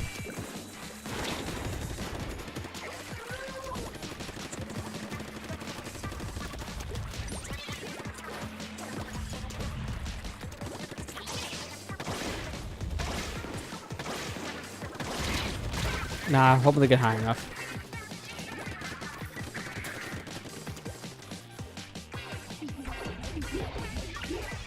I haven't played the Game Gear version of Mean Bean Machine. I've only played it on the Sonic Mega Collections. I've only played the Genesis release.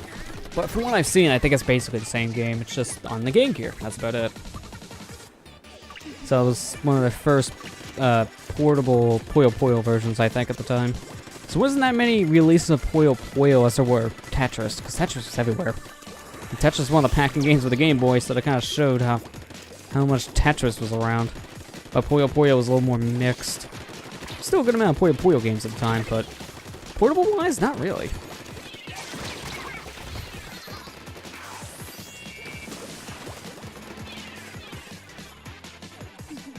Good luck with the achievements there, Chris. Hopefully you get them.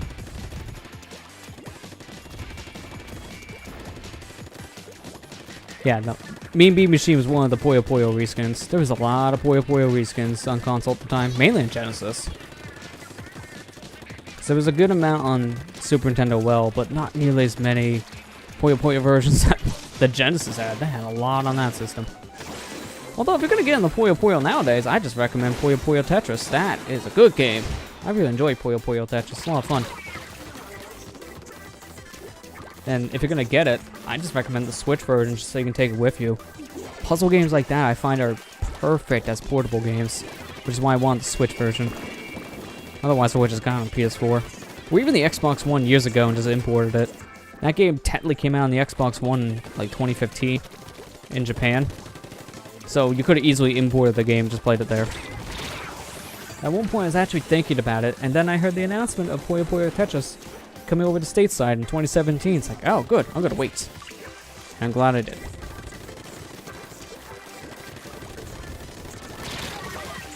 The heck was that? That was quick. Oh, the end zap. Makes sense. Yeah, Corey, I can agree. The bosses for Mean Bean Machine were the really problematic part once you started to play more of the game. When you first began, it was okay, but then the difficulty spike was so insane. I never was able to beat that game as a kid. I think I got close, but I never could beat it. To be fair, I'm not nearly as good with Puyo Puyo as I am with Tetris, and even then, I'm not even that good at Tetris. So, it's a hard game.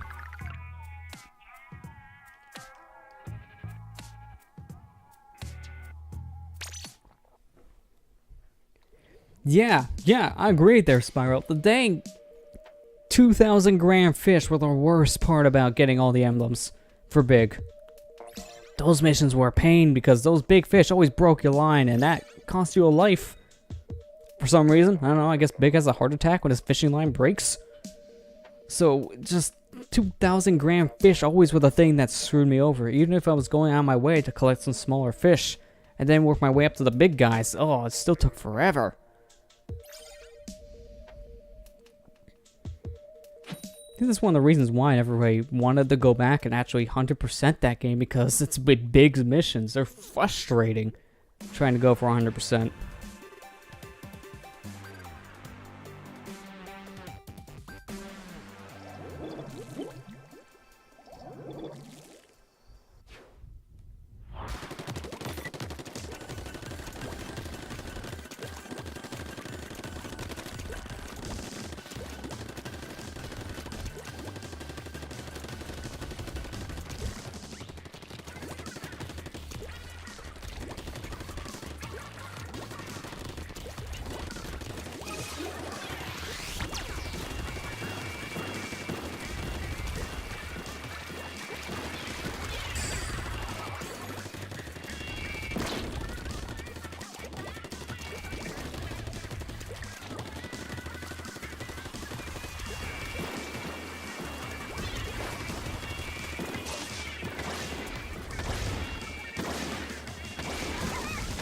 That was the perfect time for my shot.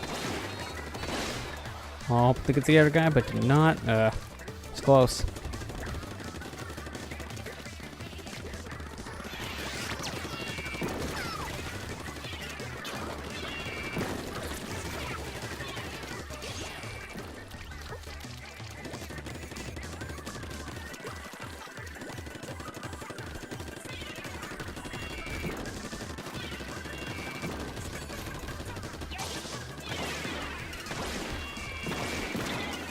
Come on. There you go. Got one of them at least. Thanks to my teammate.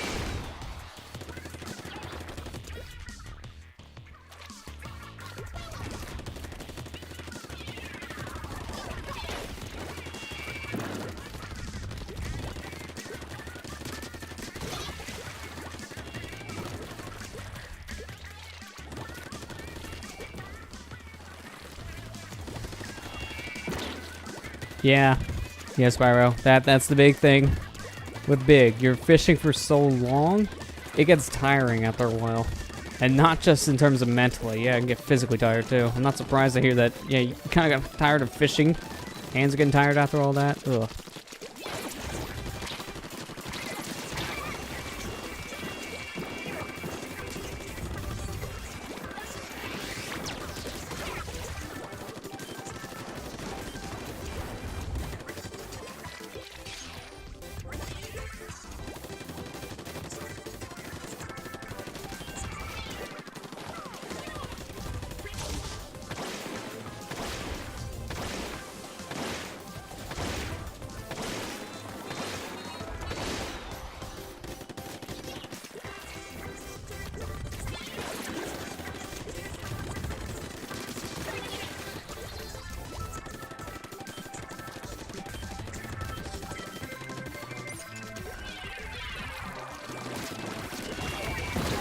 Oh, I didn't even see that bomb behind me. Hey, at least we won. Won by a lot, too. Wow.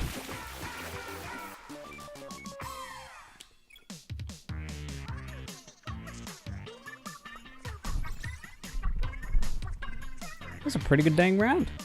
9 kills. That's a good amount with this gun. I don't know if we'll get the king tonight. It might get close, because I don't want to play this terribly long. Like, maybe 2 hours at the most, like some beginning. I'm going to at least until I run out of my money multiplier. I'll probably refresh and do a couple more games after that. And then we'll probably swap over to, like, Hat in Time. Play that for a little bit. Because my goal for gaming this year is to finish that game, and then at least start Cuphead. I don't know if I'll finish it, but at least I want to start it. It's gonna be hard when there's like 2 weeks left.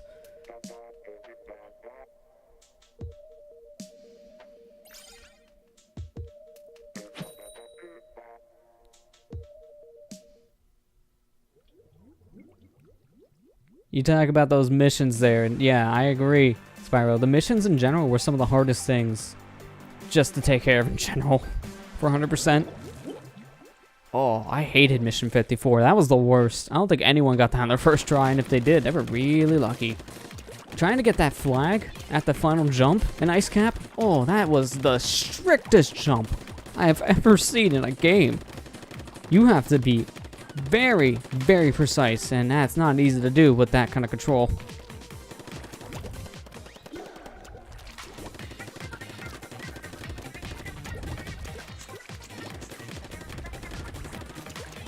I don't even remember Mission 53. So I don't remember how much trouble I had with that one now thinking about it. I need to go back to the mission mode. I said at one point I need to show that off. But with the adventure playthrough, I said I would just go back to it at one point to show all the missions, because I've only showed like 1 or 2 just to get the idea across. I wanted to move on to different projects at the time. Who knows, maybe soonish I should get back. Wow. There's still a lot of other games I have in mind I still want to play for my YouTube channel. I mean, we're working through Galaxy 2 right now, and in terms of recording, that game is all done. I finished up the green stars, I got the last star in the game, watched the credits, did all that stuff, we're done. So now I'm just going to work on putting out the videos.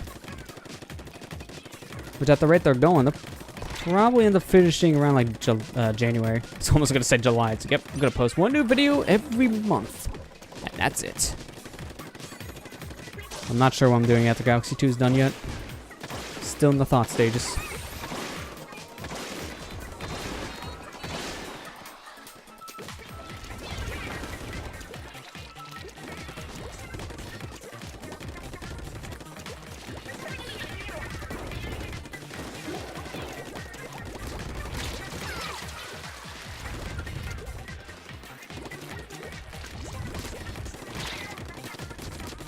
Got him.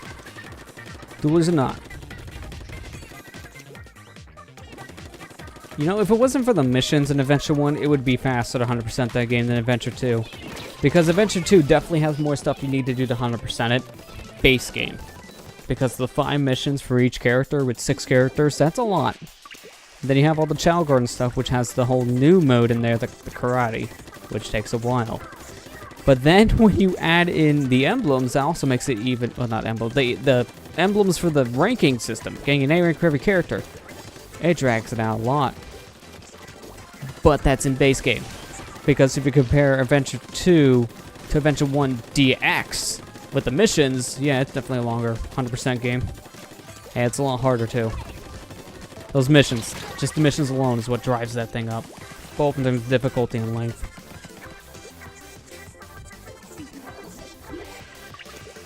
I'm not gonna jump because I'm not confident in my teammates right now. They seem to be surrounded by too many enemies.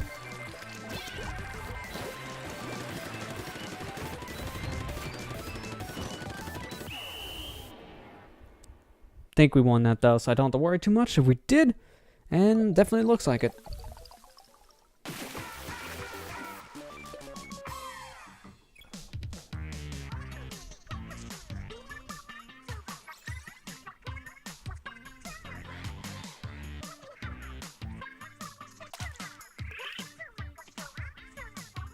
I should probably back out and get another multiplier on me.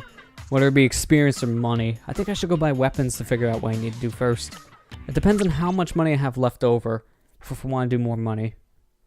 Normally I get away with just using one of these things and I should be fine. So let's go to Sheldon.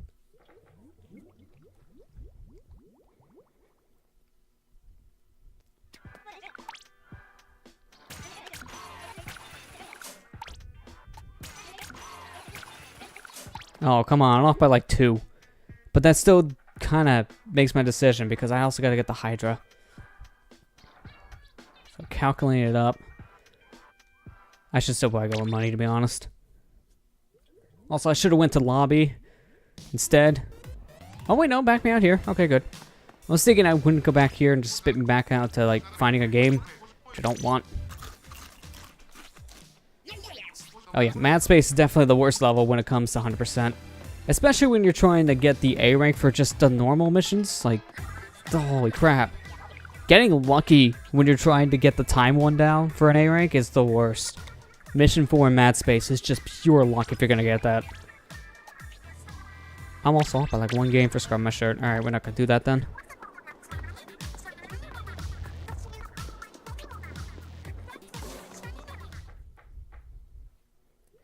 It's probably helped me for years when I was doing the 100% in that game on the PS3 version. It helped that I played Adventure 2 so much. There are specific keywords I'm listening for and a hint to tell me where to look.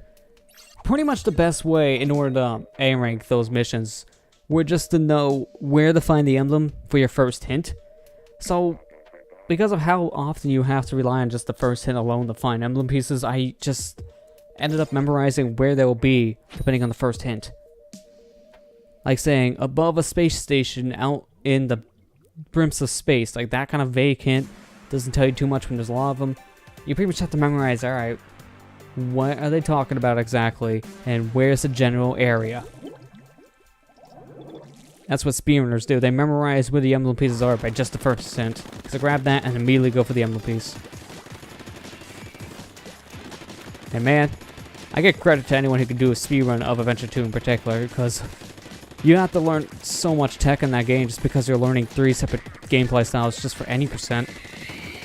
So learning how to play through the game quickly with all 3 characters and then learning emblem pieces, that's a dedication.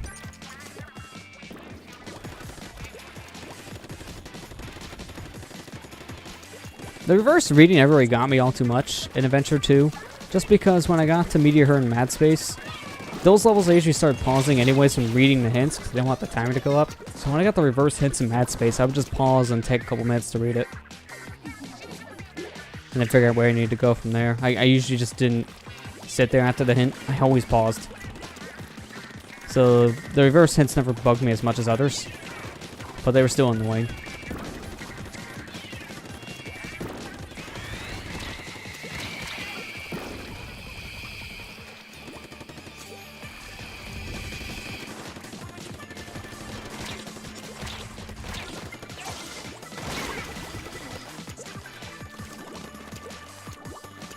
Yeah, when you compare Meteor Her and Mad Space, they're like two completely different beasts. Because one is still very vast and expansive, but the other one also has weird gravity that just barely works.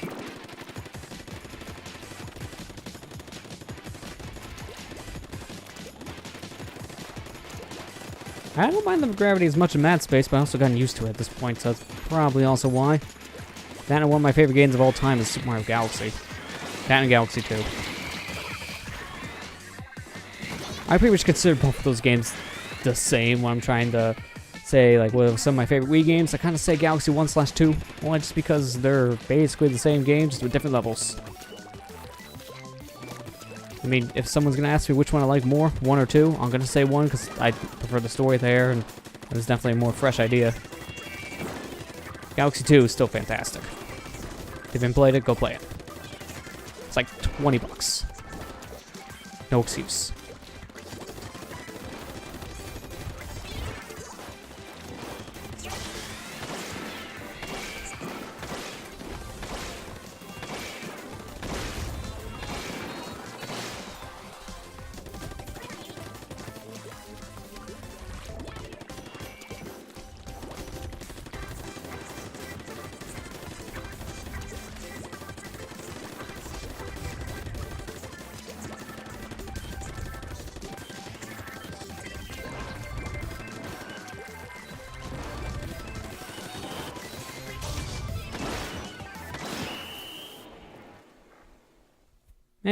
There's a good amount of inking at the end. They got close, but didn't help that we pushed them back in the base. By close, I mean, hey, at least they almost got the 30.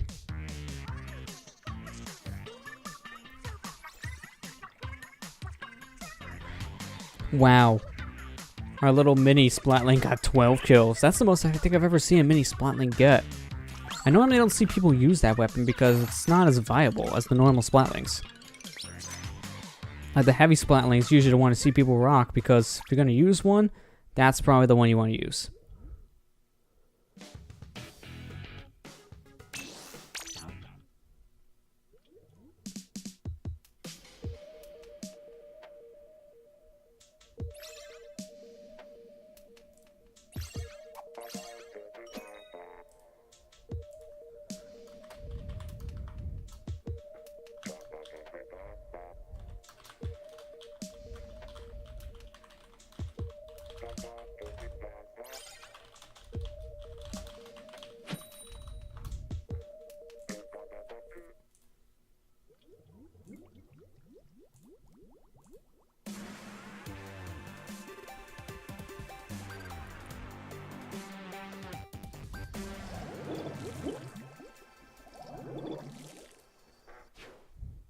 I really want to see this text I just got after this game. I just went to my Twitter page and I'd seen my friend Matt's finally home for vacation. I'd seen the picture he posted of his mail waiting home. I was like, God, I wish I had that money right now. There's like so many games on this counter waiting for him. It was a little ridiculous.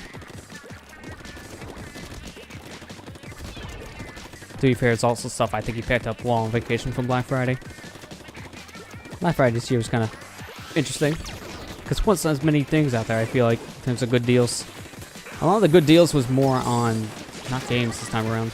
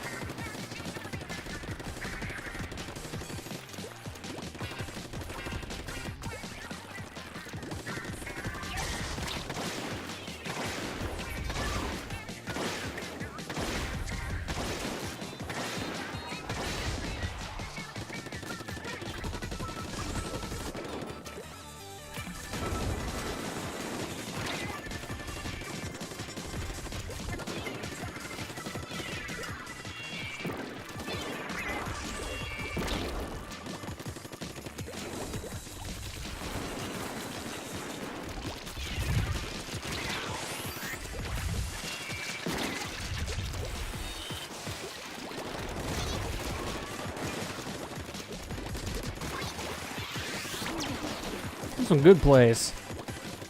Like how my friend with the bubbler got up there and took him out for me. That way he could take care of the brush behind him. Good plays.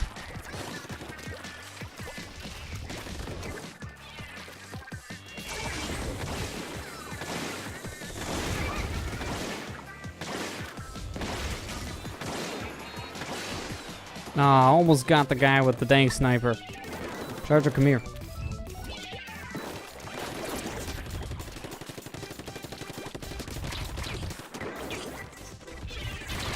Yeah. It's close.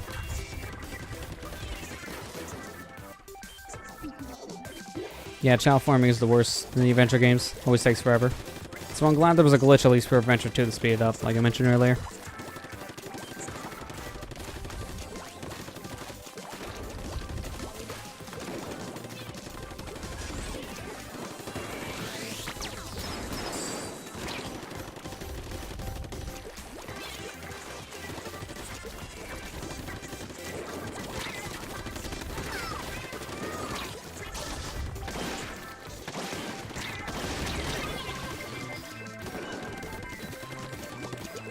I think this is going to be close.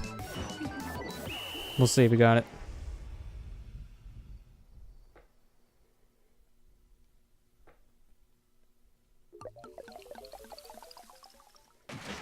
Ah, come on. We barely lost that. If one or two of us didn't die at the end, including myself, we might have actually won that because of the ink coverage. In fact, actually, if I lived in the end, that would have been great because my ink jet would have been a lot of coverage.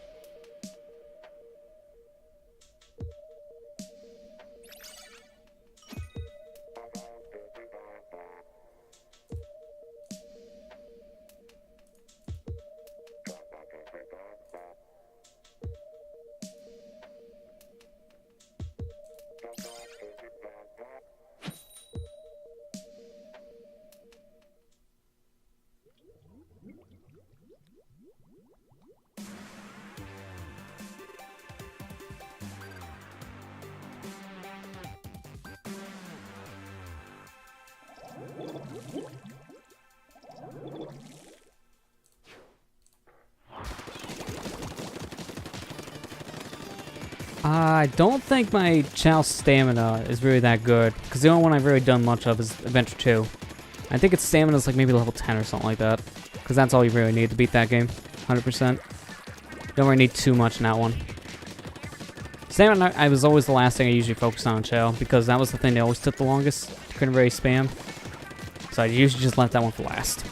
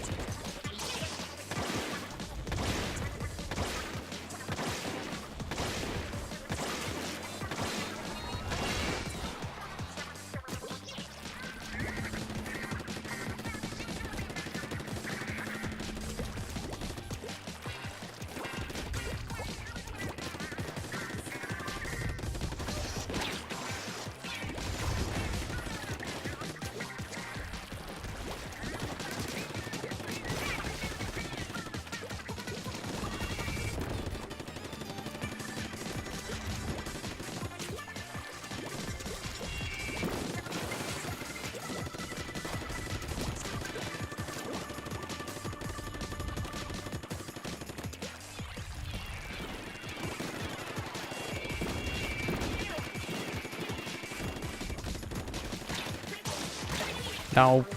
The dang bucket range is so huge. I always forget about that one coming against a slosher.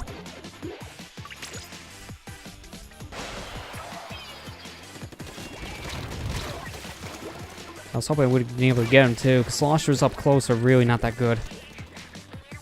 I didn't have enough time to react.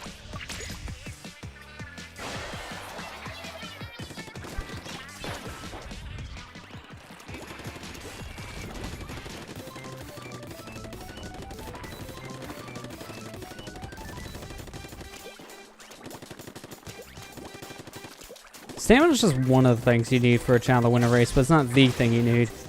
And it's just because of the fact that stamina doesn't really affect of how fast it moves, it really just affects of how much you can really cheer. So, out of all the things, stamina was always one of the last I focused on, because I already knew for a fact going into it, if I have a level 99, everything else you can win. But once I got to some of the later difficulties, I'd want to have stamina to cheer them on, just to make it a little bit easier. Because I think in the speedruns, I don't even focus on much of the stamina at all. If they do 180 and run for like Adventure 2. Just because they can focus on everything else and let the chat races play themselves. That way, they just focus on chat if they're streaming the game.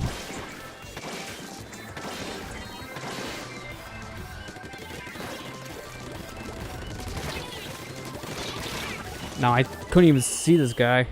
There's too much going on. I mean, I would still focus on stamina, but you don't have to like max it out. I don't think you need to have it maxed out to win a single race. Not even the harder ones.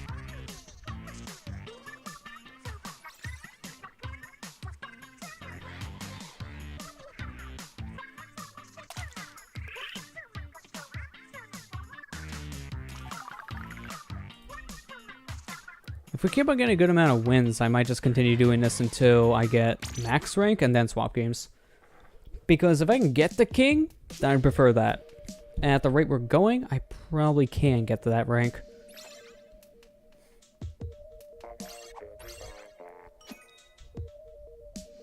It's been almost 2 hours, so we'll see.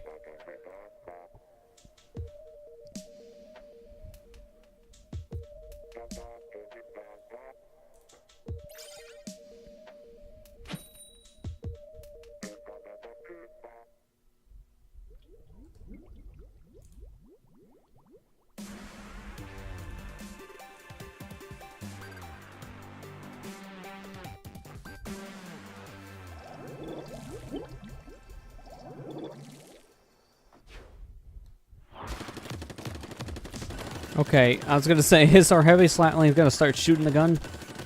But to be fair, it does take forever to charge up, so I'm not surprised with a slow start. That's why I don't really like the heavy splatling on too much. I think I used it a little bit before in Samurai. I think it was one of the guns that appeared there once. And I'm not really that big of a fan because it takes way too long to charge that thing for it to be viable. It's definitely a heavy hitter, and it has a great range, but it takes forever to use. I find it hard to actually use it. I didn't even see that guy by the time I crouched down, too. It was my fault.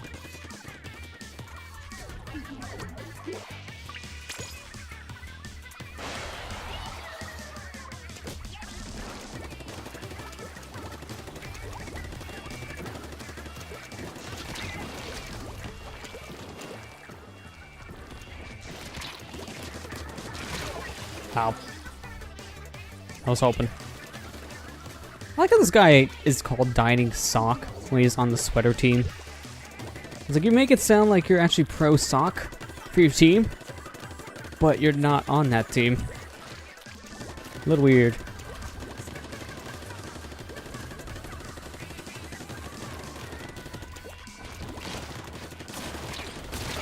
Oh, right in front of a roller, I still couldn't shoot him.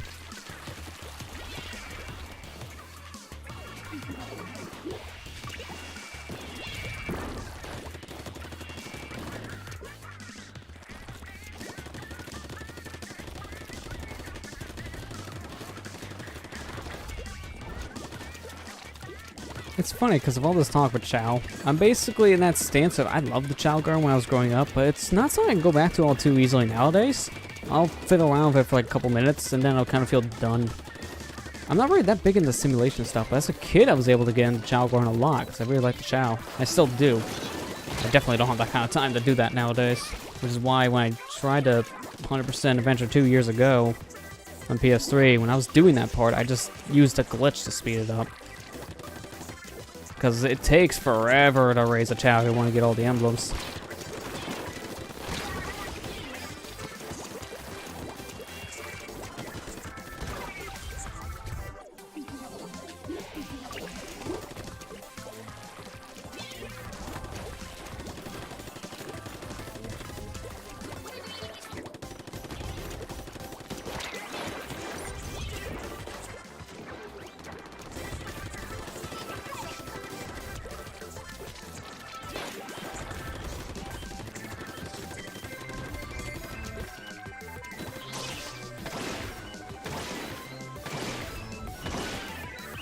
Oh, I thought for sure I was going to get that last shot. I was hoping to get that last shot out to win this. It wouldn't have mattered. I don't think it would have got us enough points. Oh yeah, that wouldn't have really got enough. Might have pushed us to 44 at the very most. But it wouldn't have been even close to winning.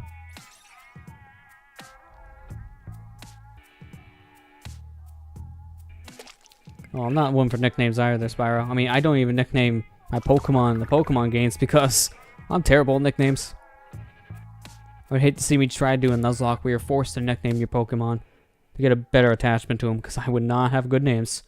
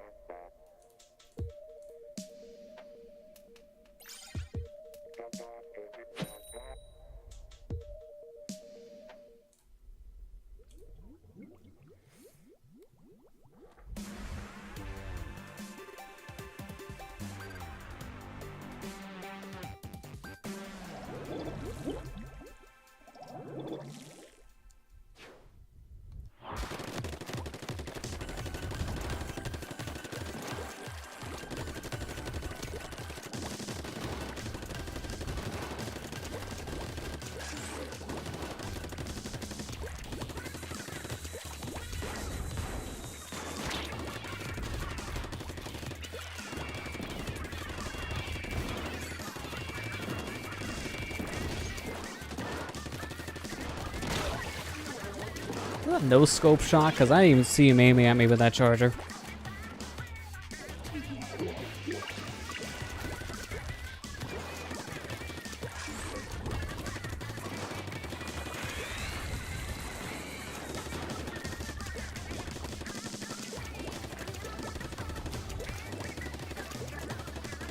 What do you think you should buy Adventure on Steam? It really just depends on where you find it for the cheapest, I guess. There is actually a plugin I use for Chrome. It's called Enhanced Steam. I use that to actually figure out what's the cheapest price for buying PC games. Because it'll tell you, if you just go to the Steam page, it'll tell you what the prices are for other websites as well. So like if a game is like half off on a site like Humble Bundle, for example, it'll tell you that on there and give you a link to it. That's actually where I've been finding a good amount of pre-orders for PC games that are actually cheaper, because normally PC games don't get pre-order bonuses or any kind of like discounts, but if you use a plugin like that, it makes it a little bit easier. So like I said, it depends. You see where it's cheapest and buy it there. Make sure it's a reputable website. If not, then you just buy it directly on Steam. If you do buy the PC port, it's only like $5 if I'm not mistaken, so it's not an expensive port. And then Adventure 2, I think it's a couple bucks more, like maybe near 10 with the DLC and all. So again, it's not really that expensive. I got my Sonic PC games years ago as a Christmas gift on Steam. And I was like telling a friend about this sale. It's like, dude, you can get like all the Sonic games on PC for like $15, and he got them for me at the time. So I got like basically every single Sonic game that's released on PC, on my PC. Well, that's been released on Steam at least, because I don't have like Sonic or PC.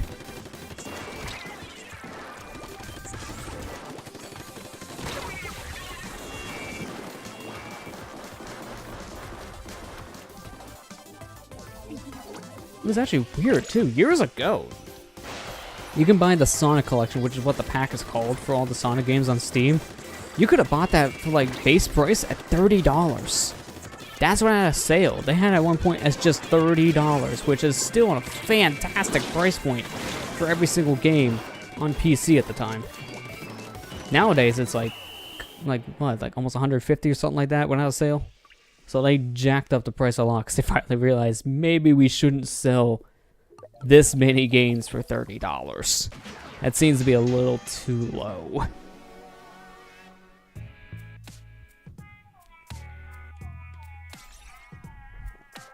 It's good timing, because that was the year I was starting to get into PC gaming anyways, because that's the year I got my own custom rig for the first time. Had a computer with a dedicated graphics card, quad-core CPU, all that stuff. Definitely capable of playing PC games. Never look back. Never look back at previous PC builds. I could barely run Sonic Adventure originally on PC. I still remember trying to demo that game years ago when it first came out, and it ran at like a frame a second. It was unplayable. It was a terrible experience. I wouldn't say a terrible port because I played the port nowadays and it's fine. I still would recommend other versions of that game before the PC, GameCube, or Xbox, and then PC. Just never play PS2. Never play the PS2 version of Heroes. It's awful. I actually played it a couple weeks back, and it was not a fun experience. It was pretty bad. PS2 version has a lot of problems.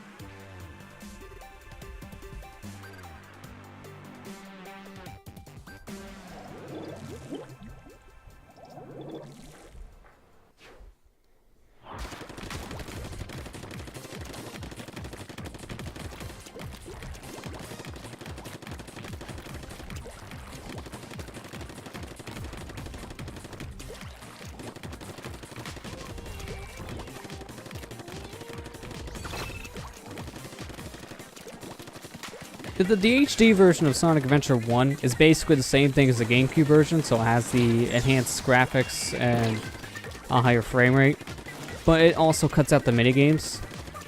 It's the DX version, so you still get the missions and Metal Sonic if you get 100%. So, yeah, it's the same game, just minus the GameCube games. That's pretty much it.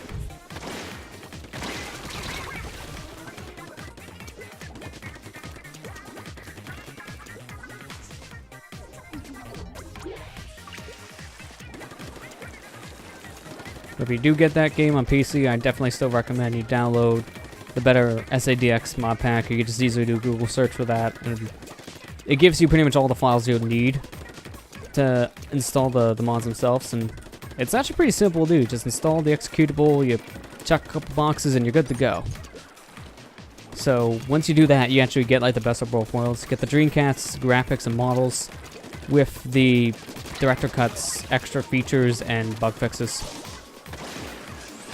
So you get a mixture of both, and it's real good because of that.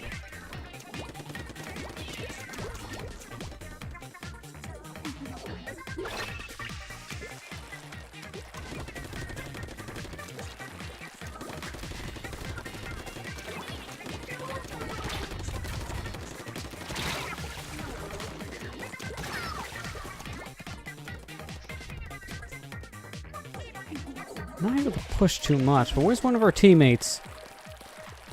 Like, I'm barely seeing our fork aisle too much, so does he just keep on dying?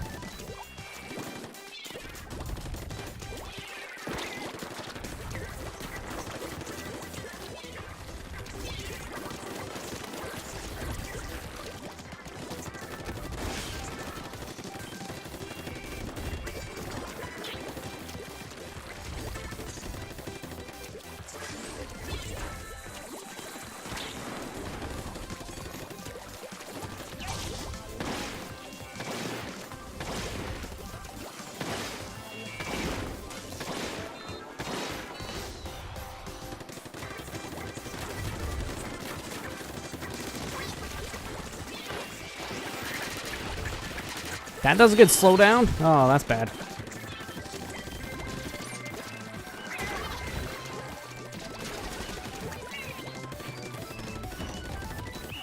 There we go. Hopefully that was enough.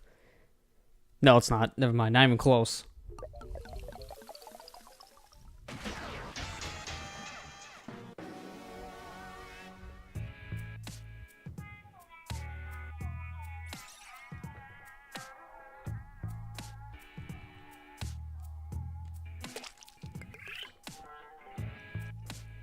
I'm gonna feel this out in a couple more games, see if I'm feeling it.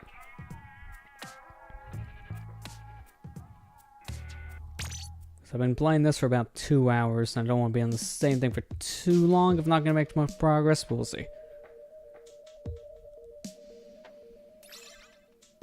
Oh, Adventure 1 just kind of aged like milk. A lot of people have been saying that for a couple years. I think it's still perfectly fine. I'm still one of those people who prefer Adventure 2 over 1. But at the same time, I still really like 1. It's one of my favorite games in the series still. It's solid. It's just... It kind of gets more hate over the years only because Sonic himself keeps on getting hate over the years, so... It's just a popular trend for some reason. Oh, here's our first game against our teammates. Maybe I should have stopped earlier then. Then I could have finally said I had the first Splatfest where I never played against my teammates. Because here we are, now we're playing against our teammates.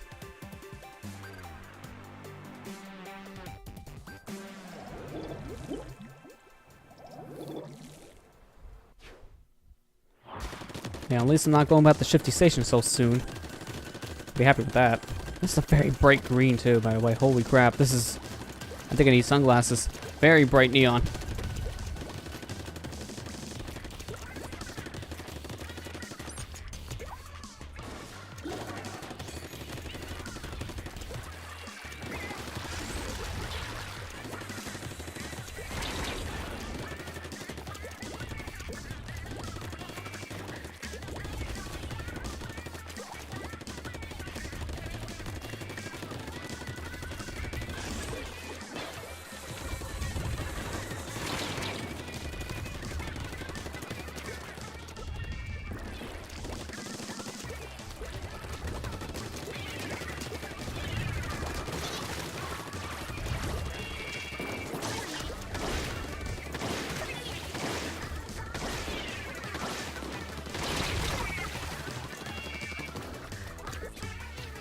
That's a good amount of coverage, at least, so I'm liking how our team is doing so far.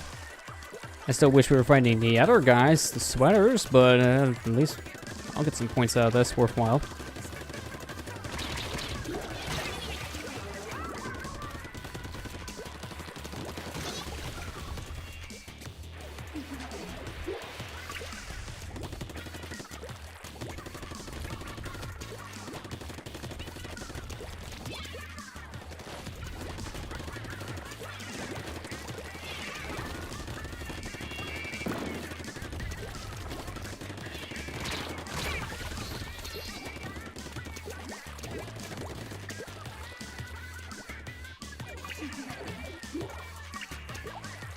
Yeah, Speed Highway is one of the fan favorites of Adventure 1. It's pretty good. I still think one of my favorites is still the first level in the game, Emerald Coast. I really do like that level. I kind of wish that was the level that came back in Generations on console, because it was the level that made an appearance for Generations on 3DS. But I kind of wanted that to be on the console version instead.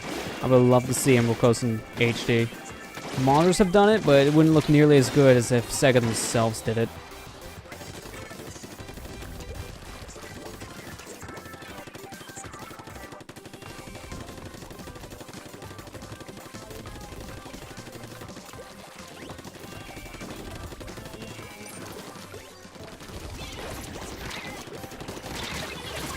I had like no ink.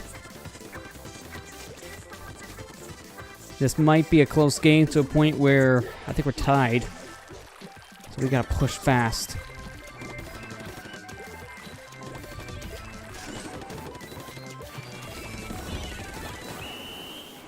Yikes. That ending shot right there might actually give them the win. That was a lot of tennis missiles. Oh, come on, come on. Yep, the tennis missiles did it. I don't think they had that many points before the ending. Oh man, that sucks. I just want to get the king. I mean, come on, I'm so close at this point. A couple more wins and I can get there, but not with this kind of streak. Yeah, good winning streak. Now we're getting good losing streaks. So I kind of flip-flop fast.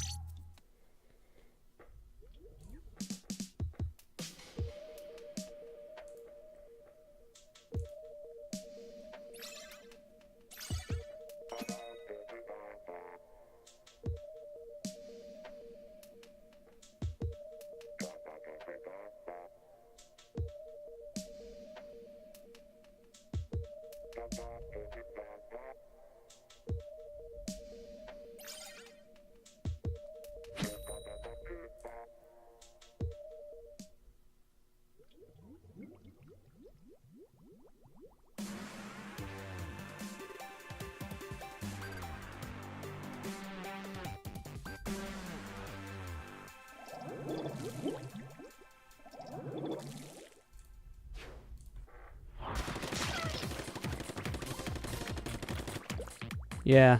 Yeah, Spyro, that's what I was talking about earlier. Like, the handheld version of Generations had Emerald Coast as the representation from the Dreamcast era, but if you played on console, Speed Highway.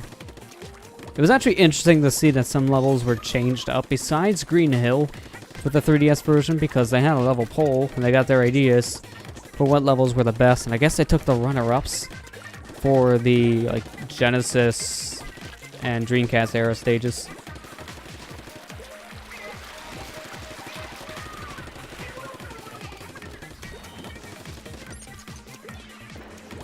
Well, I am glad, though, that the runner-up for Adventure 2 was Radical Highway, and I'm glad it didn't make it in, because I don't know how well that would have actually worked in the Generations playstyle. It barely worked in the 3DS version. I don't know how well that would work for the console version.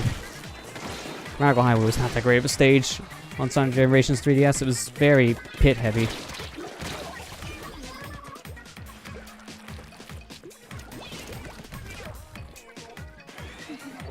I'm all dead, too. That's not a good thing. I feel like I'm actually going through that laser a little bit more now than I normally did. That may have been something that's changed a little bit, the hitbox. May have made it a little bit smaller just because it was overpowered in the original buff.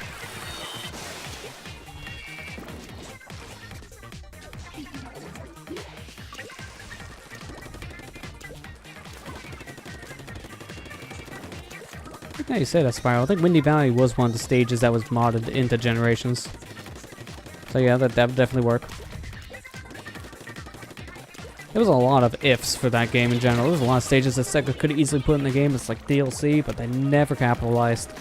And the only DLC stage they had was a pre-order bonus that kind of got lost into the abysses for a while there. Until, well, for one, now it's pretty much a free thing of DLC on the PC version. And that was the only reason why it was around for years, because the PC version. And it finally got re-released on Xbox 360 a couple years later, so people can actually buy the DLC if they want it for console. But it was only 360, never PS3, which is weird.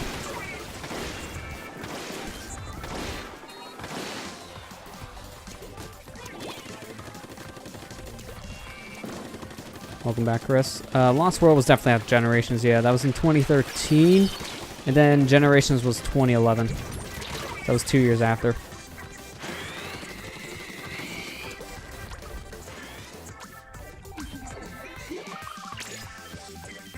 Gotta move, we're in danger. We're gonna definitely lose this, but I need to at least try. Nope, never mind. We lost. No question about it. Team too good.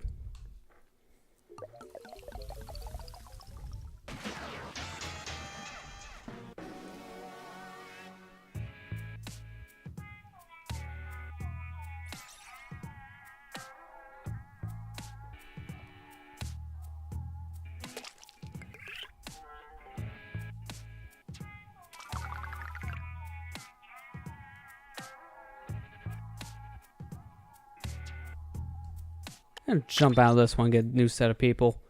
I mean, I probably should have went to the weapon loadout to change it up a little bit faster, but oh well.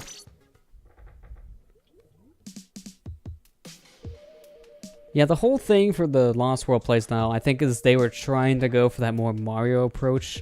Because Lost World was one of those games during the whole Nintendo partnership that Sega had, where they had to release 3 Sonic games on the Nintendo console. So I think when they were developing Lost World, they were trying to make it more like a Mario game in mind to sell for Nintendo systems. It's alright. I enjoyed the game.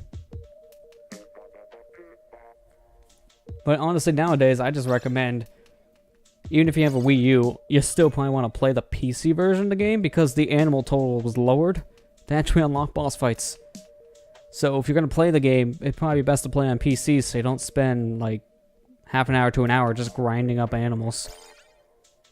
Although they kind of fixed that problem in the Wii U version with some of the DLC, like the Zelda DLC made it a little bit quicker. So it's all just like personal preference.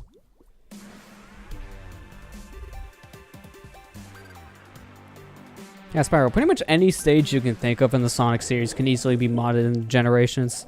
It just depends on if the fanbase has that kind of interest in time, because I think a lot of the adventures stages were modded into Generations. I'm not sure about Red Mountain, it might have been. But People definitely have put a lot of different Sonic stages in Generations.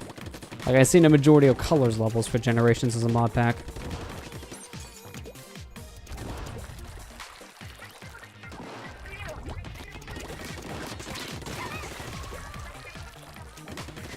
Yeah, the whole Unleashed project is still my favorite mod. It's so good. If you're gonna play the Unleashed levels nowadays, I just recommend you buy Generations and download that mod. That's basically the best way to play it.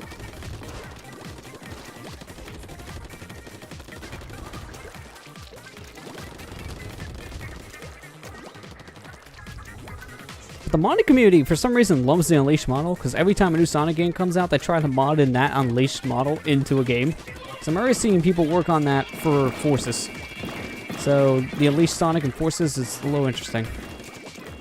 Like, everyone loves that Sonic for some reason. He just will never go away. And his woos.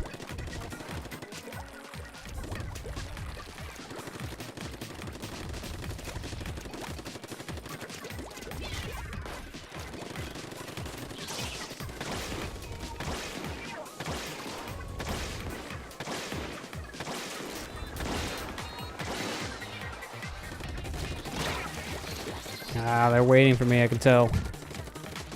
Those are our beacons. Good. I can destroy them and jump the one.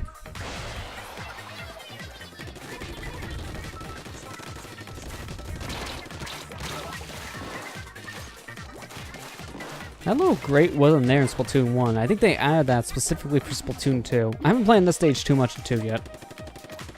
I think they added that little walkway specifically for this version of the stage, just to make it a little bit easier now.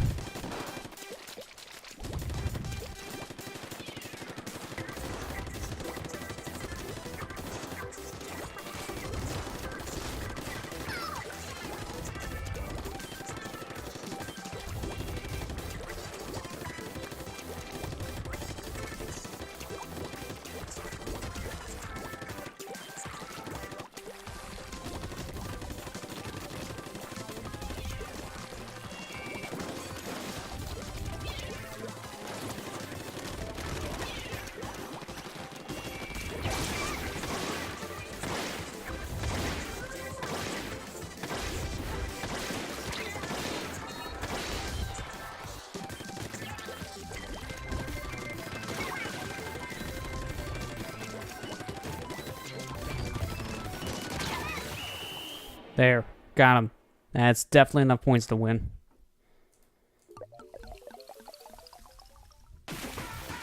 Not even a competition.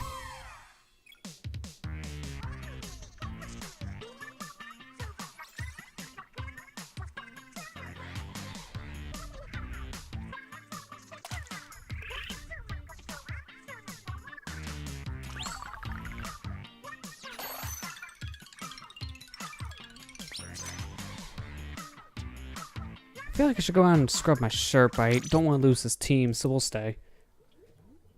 It's not as important to me right now to get more of these little scrubs done to my shirt to get the perks. I'm fine with what I have right now, so I should just stay with a good team to get this done quicker.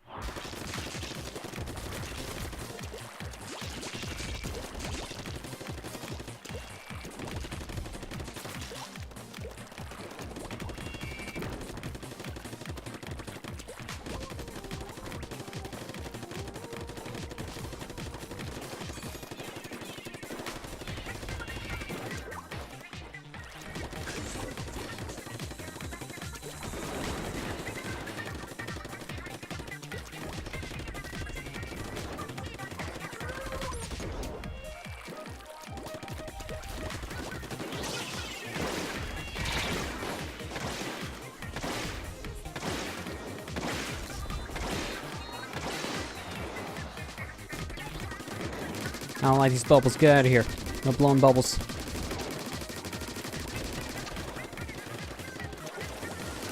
These things take forever to pop.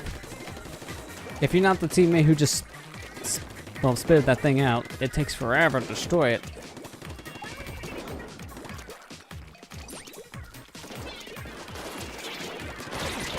Nah, disruptor on me, that's not any better. Plus, I just got swarmed by 3 people, so that doesn't help.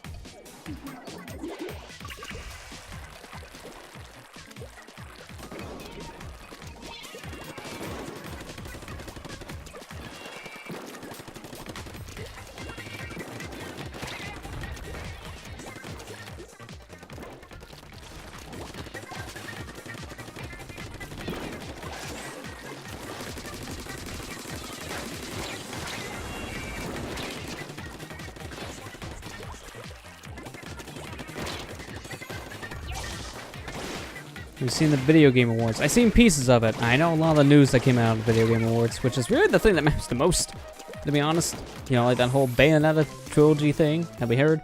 Bayonetta 1, 2 getting the ports to Switch, which is good. I like that. But the best news about it was Bayonetta 3 being a thing, and oh man, gimme, gimme, gimme.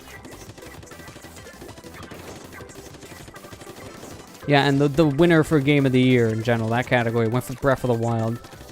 Honestly, won Best Family Game. I think that's the only thing that came out in terms of a win. So, it's disappointing that that's the only thing it could win, but against Breath of the Wild, the other huge Nintendo game coming out this year, there was a lot it had to compete against. This year's just a great year for gaming in general. I think everyone can agree the best part about the Game Awards was when the director for that game called A Ways Out, he got to appear on stage for a bit, and he basically just came up there and just wouldn't stop talking. Made a fool of himself. I think everyone can agree that was probably the best part about the Game Awards. Because, you know, F the Oscars. He's never coming back. That guy is never getting allowed back into the Game Awards, ever.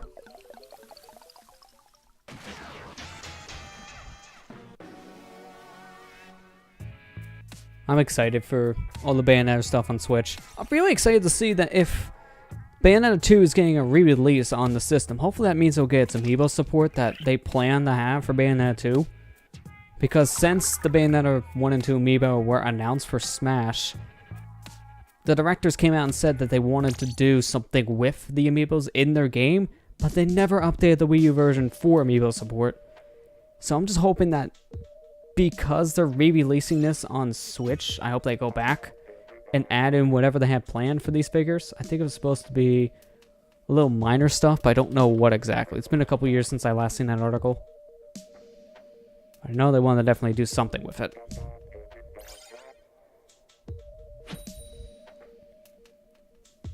Weird thing to me, though, is that the Bayonetta 1 and 2 Switch port, if you pre-order on Amazon, it doesn't have a pre-order bonus yet.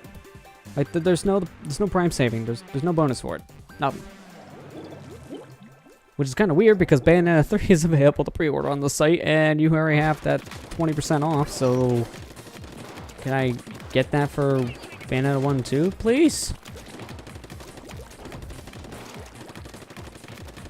I mean, if you're gonna pick up Spyro, if you're gonna pick up Xenoblade, I'm thinking Xenoblade 2 is probably one of the best starting points, just because since it's portable, it'll probably be a little bit easier to play for longer periods of time. And since you can also dock your Switch and play as a home console, you can keep on flip-flopping between the two. So if you have a preference for playing the RPG in one style or another, it's probably the best version to start with. Xenoblade X, I heard that's one of the weaker points to jump into a Xeno game, just because it was pretty different compared to the others. Like, it wasn't as story-driven, because it was more designed as an open-world RPG instead of your story-driven RPG.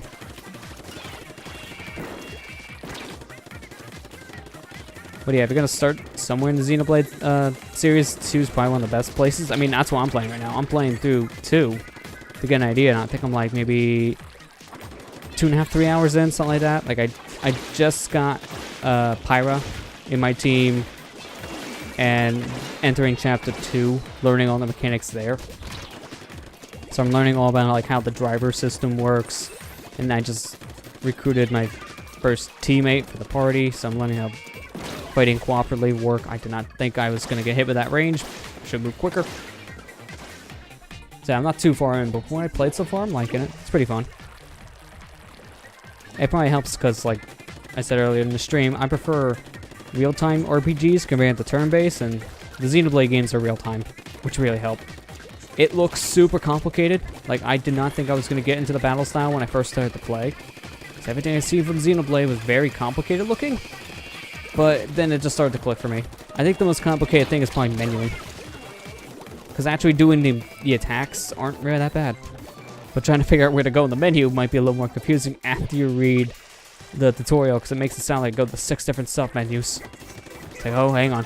The change from blade, you need to go to the character main, blade type. Like, oh my god, could he just point me in a direction instead of just tell me this. That's the only part I think is a little complicated. It'll take a little bit of time to get used to. But the battle system, it's not that bad. It actually clicks on you pretty quick. Now I just jumped right into Rada's shot. Xenoblade considered a JRPG or just normal RPG? JRPG. It's very Japanese.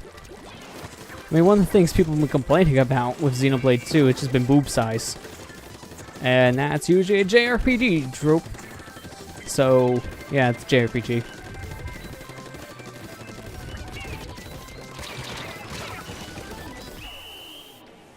We, I think, just lost this.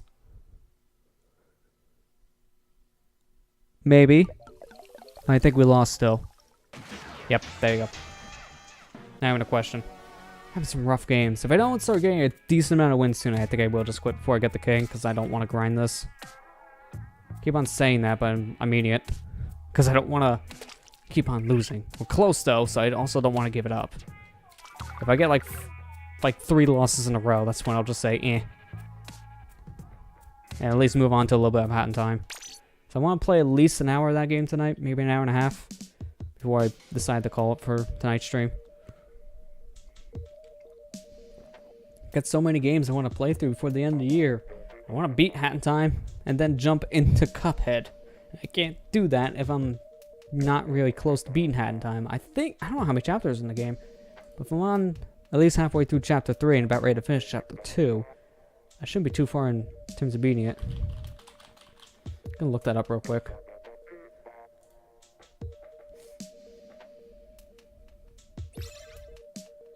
Okay, chapters.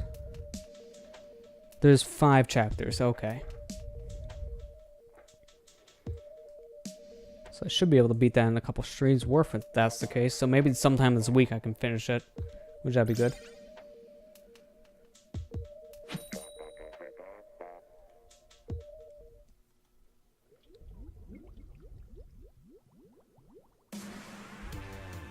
Yeah, I can see where you come from there, Spyro, with that comparison.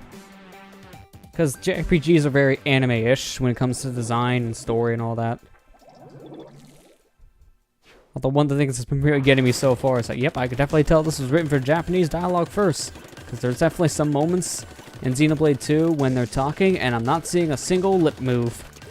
It's like, yep, that's definitely Japanese for you because they focused on the Japanese dialogue for the motion cap more. Because sometimes I've seen like Pirate say a line and she doesn't move her mouth once. So it's like, alright, you're good ventriloquist because you're not even moving.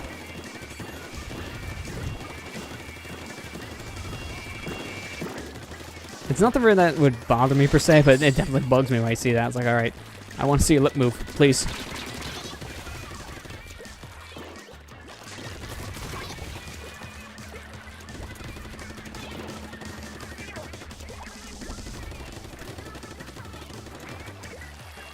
Man, it's the worst thing when you have an itch on your nose. Because when you try to scratch it and still try to play the game, it definitely looks like you're going crazy.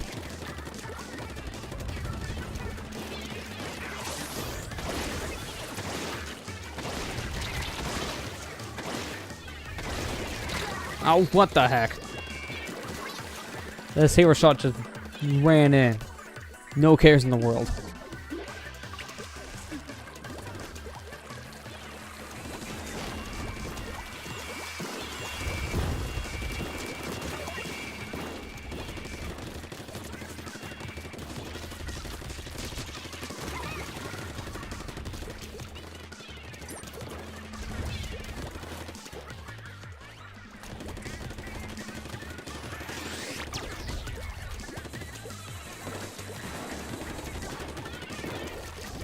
And when Kingdom Hearts 3 actually finally gets released, it'd be a miracle.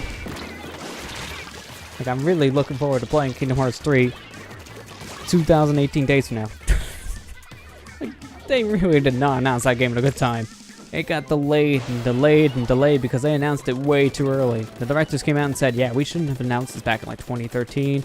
We were nowhere near ready to talk about the game at the time.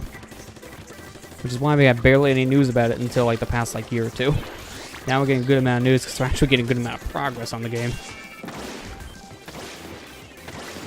I mean, just keep on releasing Kingdom Hearts over and over again isn't enough to keep the fans interested in the Kingdom Hearts series. So, a new game would actually be nice.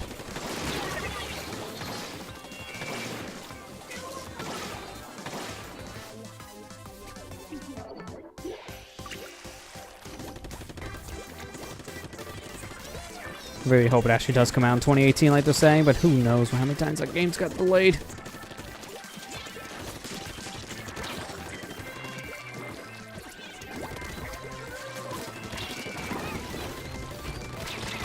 Oh, come on. I was really hoping you weren't reach with those things. Yeah, we definitely lost. Oh, man.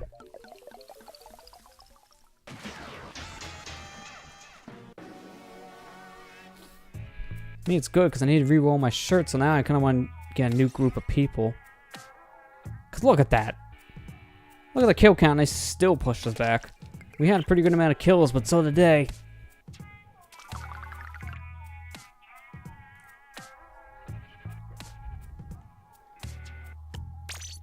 Oh, I didn't want to change gear. So way to like quit? No, there's not. Alright, well, I guess I'm stuck in the lobby, but at least I get a new set of people. I was trying to go out to scrub my shirt.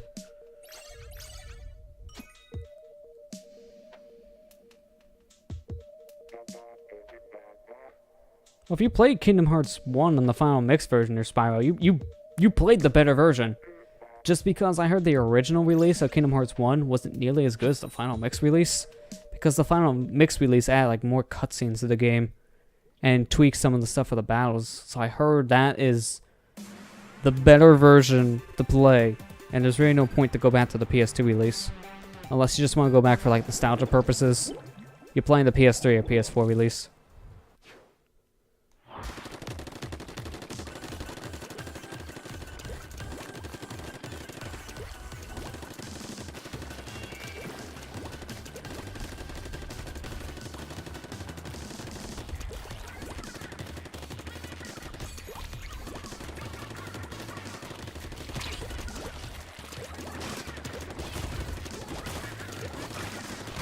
What the heck was that?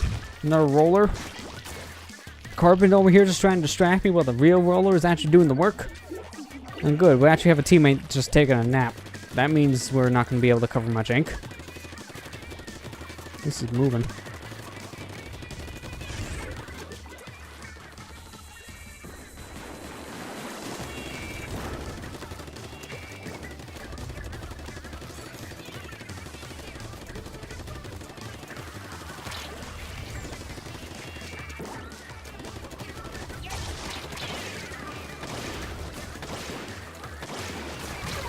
Well, at least I got one of them.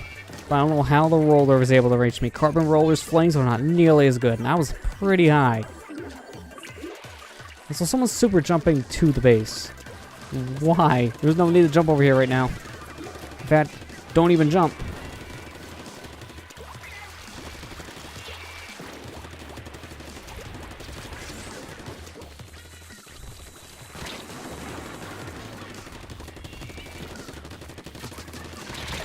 How the heck did that not kill?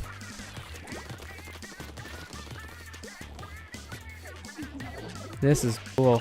I think I am about ready to swap games at this rate. They're not letting go. They're really pushing hard. And I've been getting too many games of this, so all the good players I guess are starting to play now.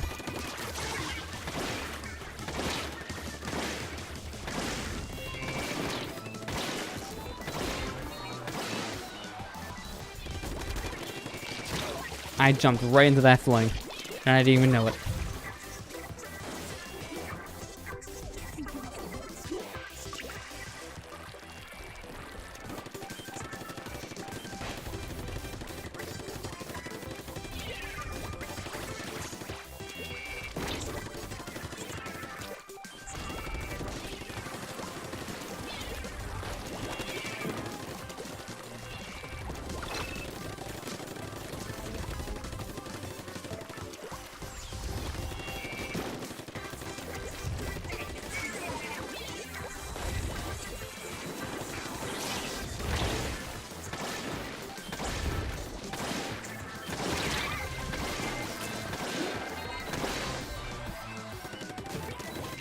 Yeah, we lost this one. Holy crap. I'm gonna back out, scrub my shirt, maybe change a piece or two in my gear. And I think the next match is definitely gonna depend on if we still continue playing this one or not. If I keep on losing, I kind of want to play something else. So we'll find out. Because look at that, I'm so close. Within like 4 victories or so, I could actually level up and be a king. So I can do it. It's just that, am I going to get to that point? That's my question. I should probably also change my guns too, because I'm noticing this, like, setup in general is not nearly as good. Also, I'm fine with money. I'll need to refresh that. No, just this. Yes. Yeah, I've heard Kingdom Hearts is one of the longer games to actually like 100%, because there was a lot of stuff you can do in that game.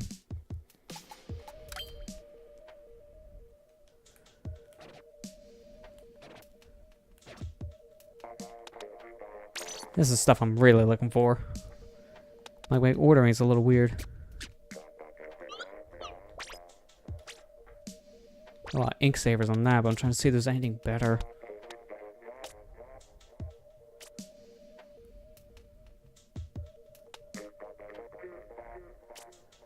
I mean, this is probably the only other thing, but sub power-ups are not nearly as helpful. Then the hat's definitely the only thing I got. Alright, you know what? We'll keep that. Then I'm gonna go with this. Alright, it should be good.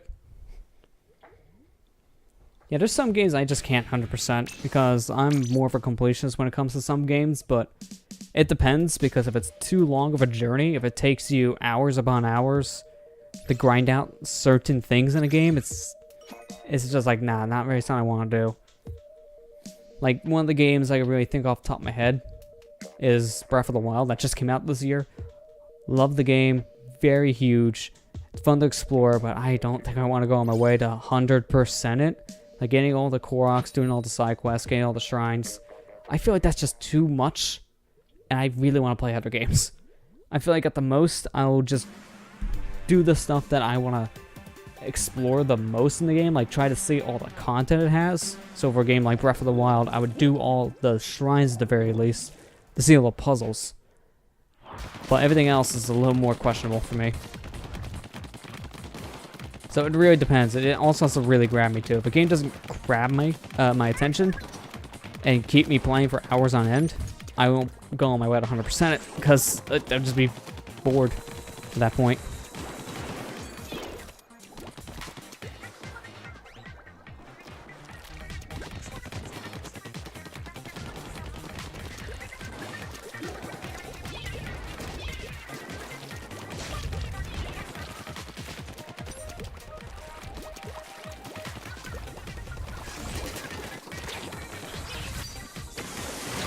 Ah, got stuck right into the ink shots. Every single 10 missile whacked me. Not a single one missed. Not a good time for me to do splashdown, but I was hoping that my timing would have been good enough to avoid most of them. Nope.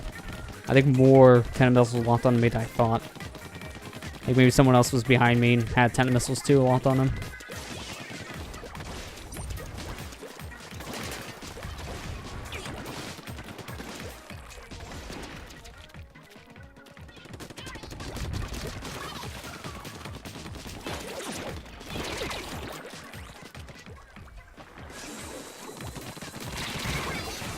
Worth it.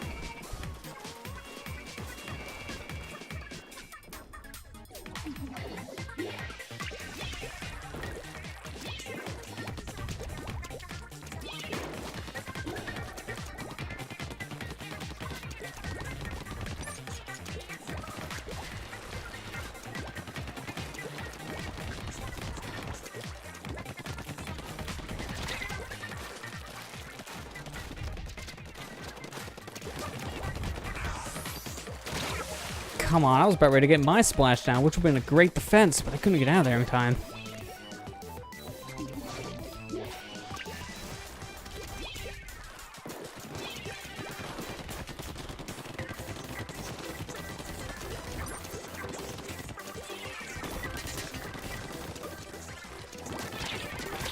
They're really pushing us back in a really bad way. I don't like this. Which means that we're definitely not going to be able to win. Not at this rate. Like, we need to have the push of our lives to win this game. And I don't think they want that to happen. Not even close.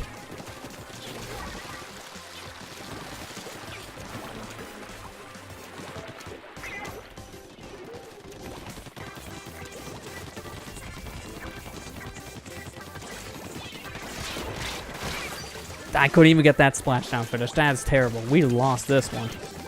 No questions asked. Oh my god. I'm so close. I just want to get the king and be done with this. I don't want to do this, maybe play for a couple minutes before I sleep, and then hope I get king, because at that point it'll be too late. It's not even 10 yet. I only want to play this for 2 hours. I'm this close. Did great to get the champion, then as soon as it got here, it was a roadblock. The heck happened?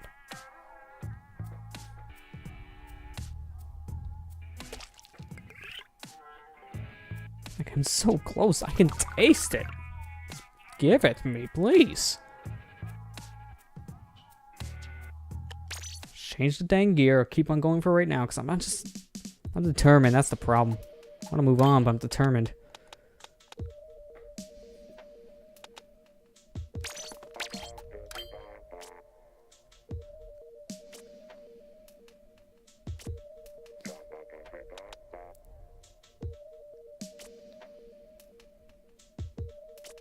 It's the only other thing I really have that I can really use effectively. But cold-blooded doesn't really help that much. Especially when you have 2 of them. So the hat's gotta stay. It's just the gun. The gun's the only thing I really need to change up. I'm feeling how these games are going, I kinda need to have that armor.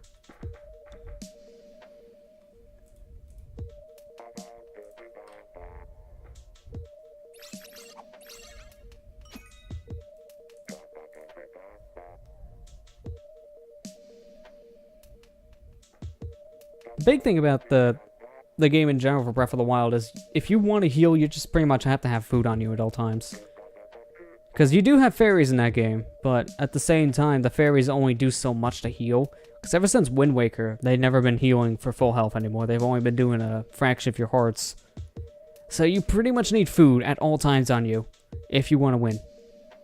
I mean, the nice thing at least about Breath of the Wild is I think you can hold like 6 fairies at a time. Something like that. It's a large amount of fairies. And then with Mipha's power-up, as long as it's not a shrine, that is, you can always heal with that. So that's always good, because that always gives you a full heal and an extra hearts, if you don't have a full amount of hearts anyways. Oh, come on, we just got a game. It's like Splatoon doesn't want me playing anymore. It's actively pushing me away. Well, if I can't get into a game, you are pushing me away, come on.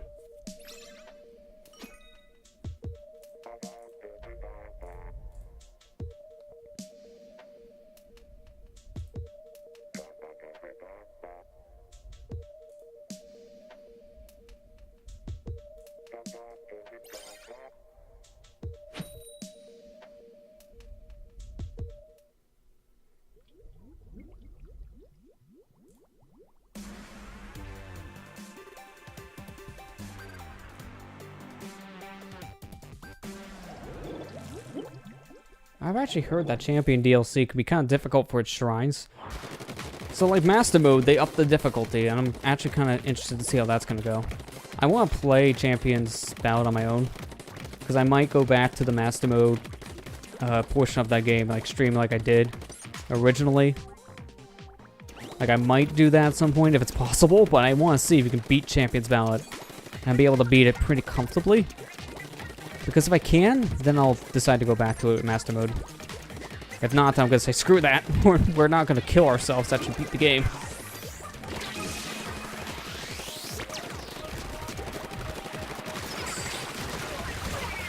What was that?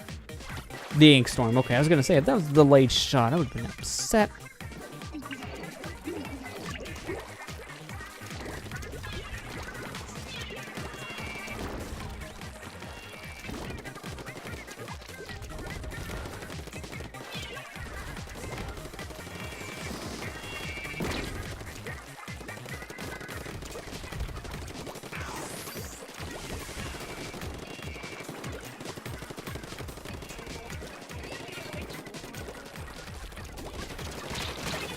That sploosh.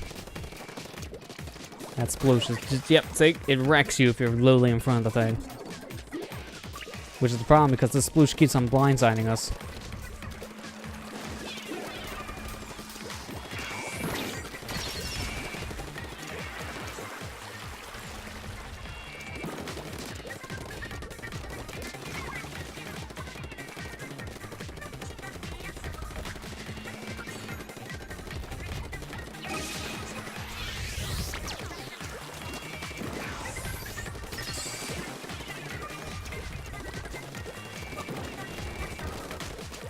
Explosions keeps on running in here, doing a splashdown and retreating right away. That's his whole strategy, just to get in here to spread ink and then immediately run.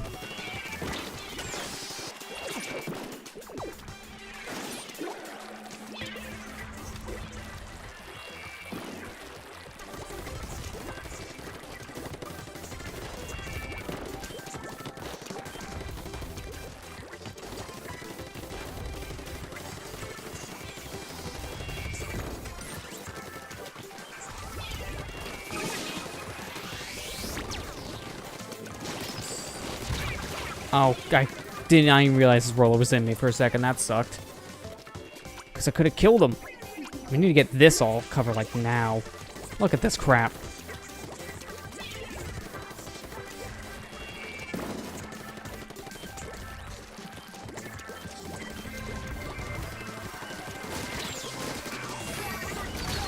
That is a mess. Holy crap. What the heck is going on with sweaters? Did it just flip on the good switch? Like, did they have it off this entire time? And it's like, alright, now that this dude here is a champion, he wants to get the king. Hang on, let's just flip that switch to good. Because every single team we're running into anymore has been kicking our butts. What the heck happened? Like, this is insane.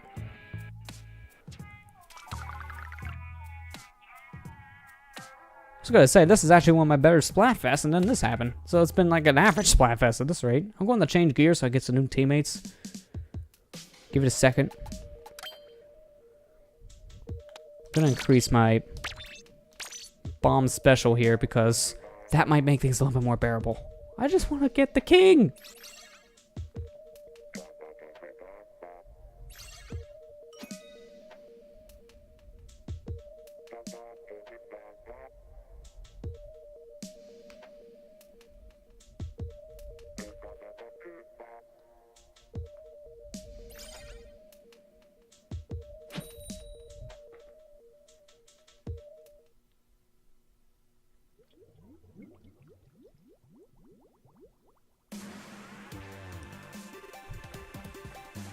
Yeah, someone just pops up behind you in this game. It really just makes you jump because you're not expecting it. Especially when it's a strong weapon like the end zap or the sploosh.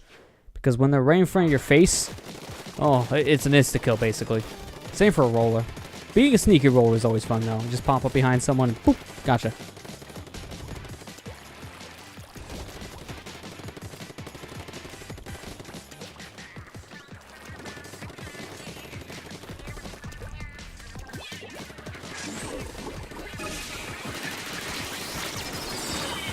I'm keep on getting pushed back around, and I got Tenta missiles right behind me. That's a disaster right there waiting to happen. I'm not surprised that happened at all.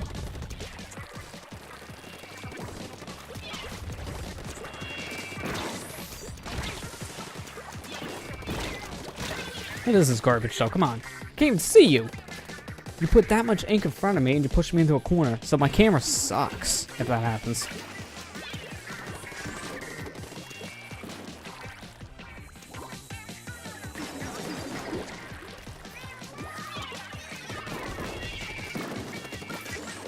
Again? These Tenta missiles are getting real annoying right now because there's so many end zaps that are using them. That's all I've been noticing, really. If there's a special that's been used, it's been Tenta missiles. Like almost every game's been a Tenta missile. So a lot of people have been using the new end zap.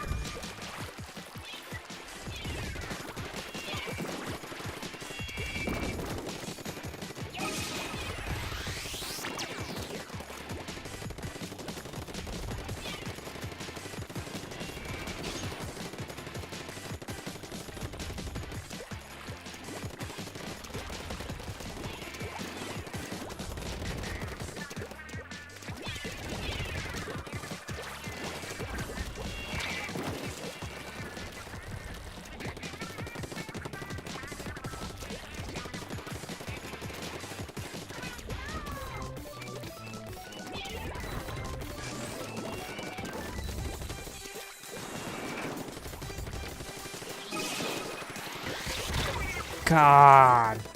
That sucks. I hate it when you're just about ready to put on the ink armor and you're splatted. I can actually see the eyes start ready to glow, and boom, dead. The worst.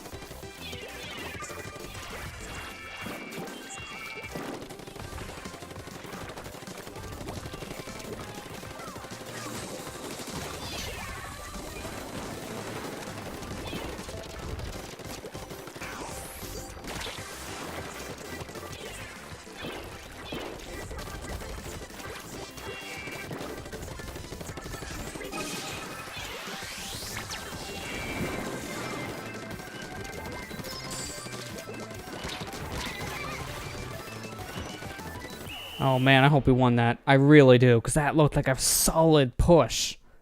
Oh, I think we might have pushed it. We might have got it. Oh, thank God. That was way too close at the end.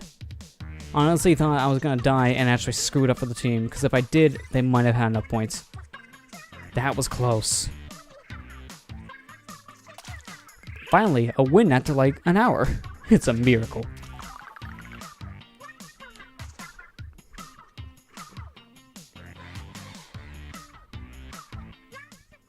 Oh, good.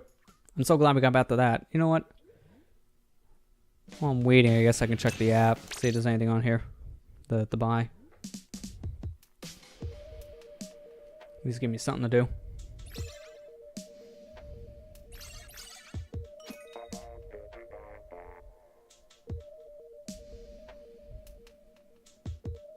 There's really nothing good. Like at all. Alright, I'm glad I checked that.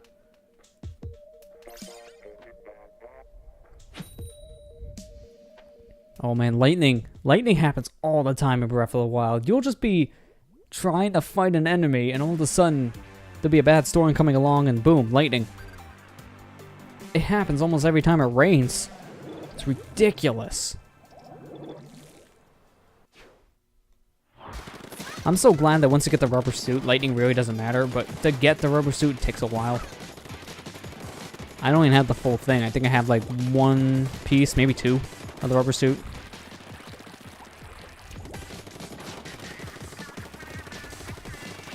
Although it does help to know, like, when you throw your metal weapons at an enemy, that can actually hurt them and kill them. So at least that's a good thing. And I've been doing that a lot.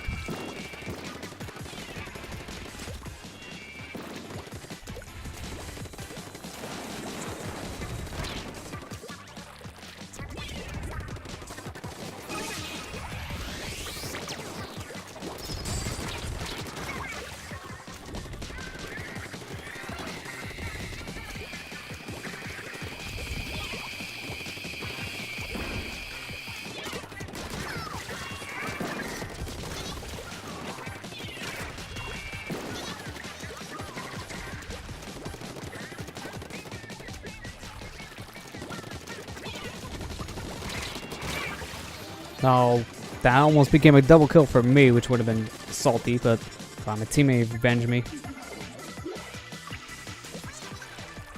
Probably best just to push forward. Has what, Breath of the Wild triggered me? Yeah, it has. Like, there have been some things I was not expecting. Boom. Dead. I mean, the thing that triggered me probably the most was Master Mode. Like, enemies just regenning health. Oh man, just go back and watch those Master Mode streams and you'll see me getting triggered at some points. Like, it was ridiculous. Seriously, the hardest part about Master Mode is literally the first hour of the game. That is the hardest part. Because if you can't make it out of the first area, you're not going to beat that mode, period.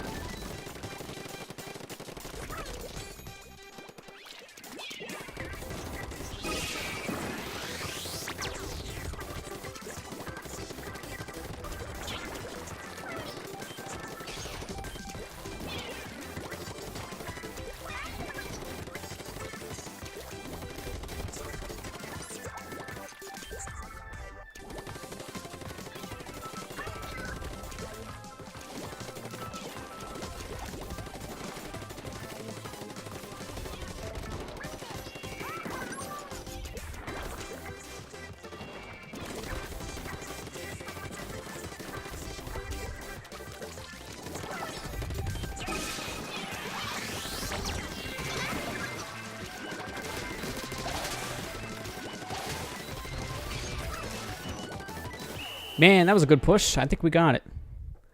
Oh yeah, that's a lot more green. We won.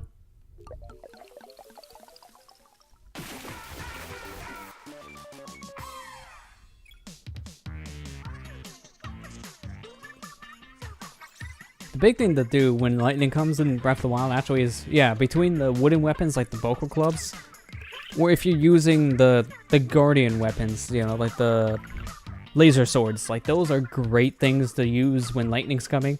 Because I always just went to the guardian gear and just use that for a little bit. Because that always kept me safe since that's not made of metal. You would think it would be, but it's not. So you're safe. So whenever a lightning storm came, I just changed my gear to that sucks. It was just as strong as my metal gear, and I was fine.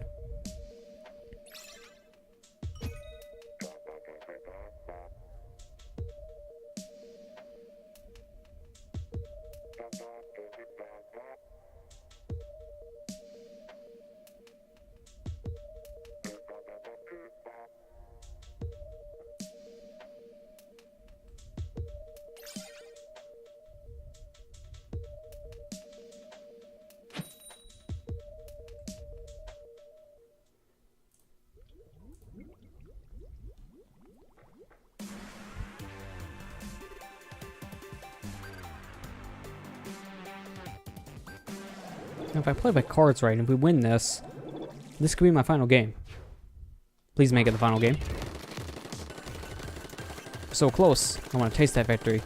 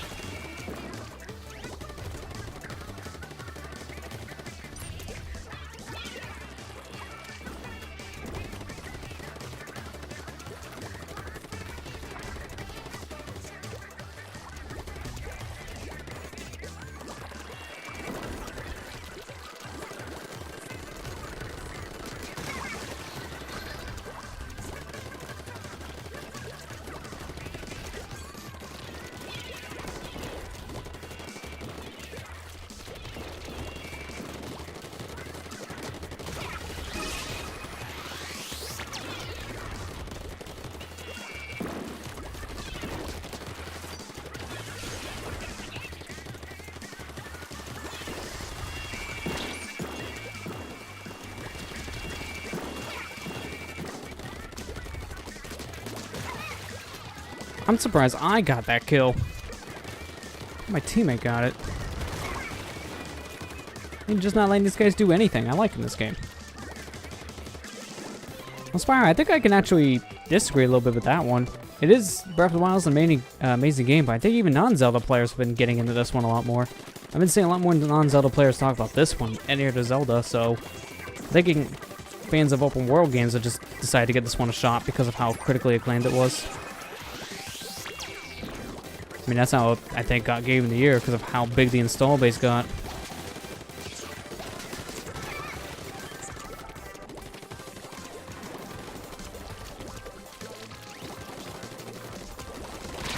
Oh, wow. I just did not think that was going to kill that quick. I was hoping mine could have killed quicker. That gun is powerful, so I thought. Thought the N-Zap would win. Over here quick.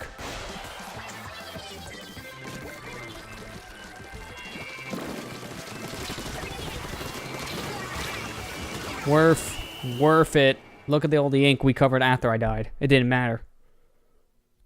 But I think we might have barely pulled this through, because that looks like a lot of pink. No, we didn't. How? That looks not that big of a victory for them. That looks more like a 1% difference, not like a 5. Where the heck did that stretch come from? Oh, God, come on. Alright, one more game. One more game will decide everything.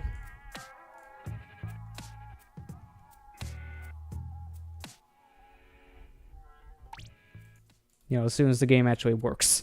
That's the big problem here. Cooperation with the game servers? Kinda needed.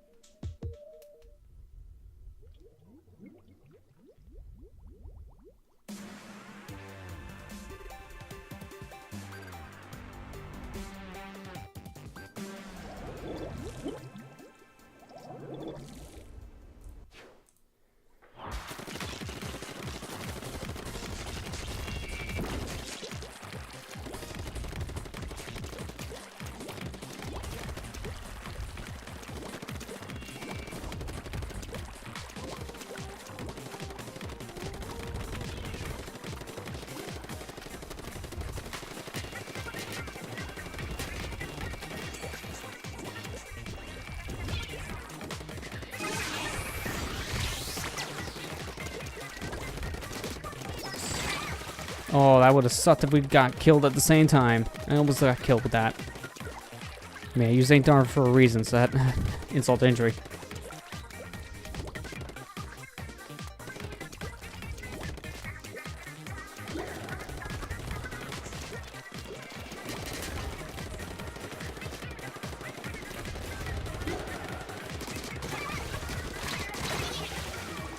What was that killed anyways? The Brella? Okay, that makes sense.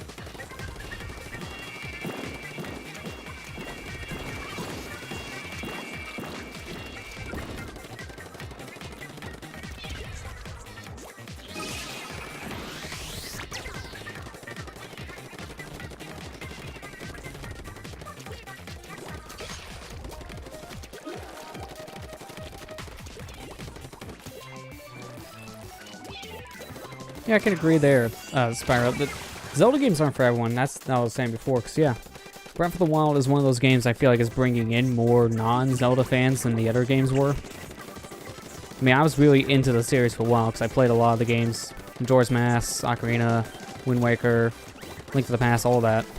So I've been into the series for years, where I kept the interest in Breath of the Wild. And I didn't think it was going to grab me as much as it has because of how open world it is. Because I'm not usually a fan of open world games, and if I am, I usually don't stick with them that long.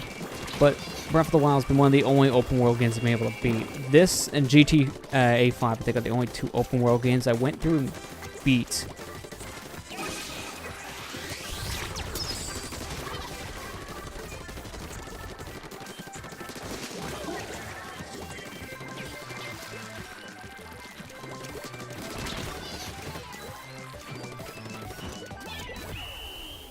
Alright, that's a win, I believe. At least I hope it is, because that was a good push, and I was not seeing much of the other team getting out of danger. So, let's find out. Alright, good. We're done. I mean, all those losses earlier definitely made me play this game longer than I was intending. Oh, man. One of the people in the other team was just called Mega Upload. No wonder why they died. They got a takedown notice, so their team just stopped playing. Oh, my shirt's about ready to get a piece of... I can't even think anymore. I'm brain dead. Good. It's about ready to get a new slot. There you go. But I don't care. I'm good.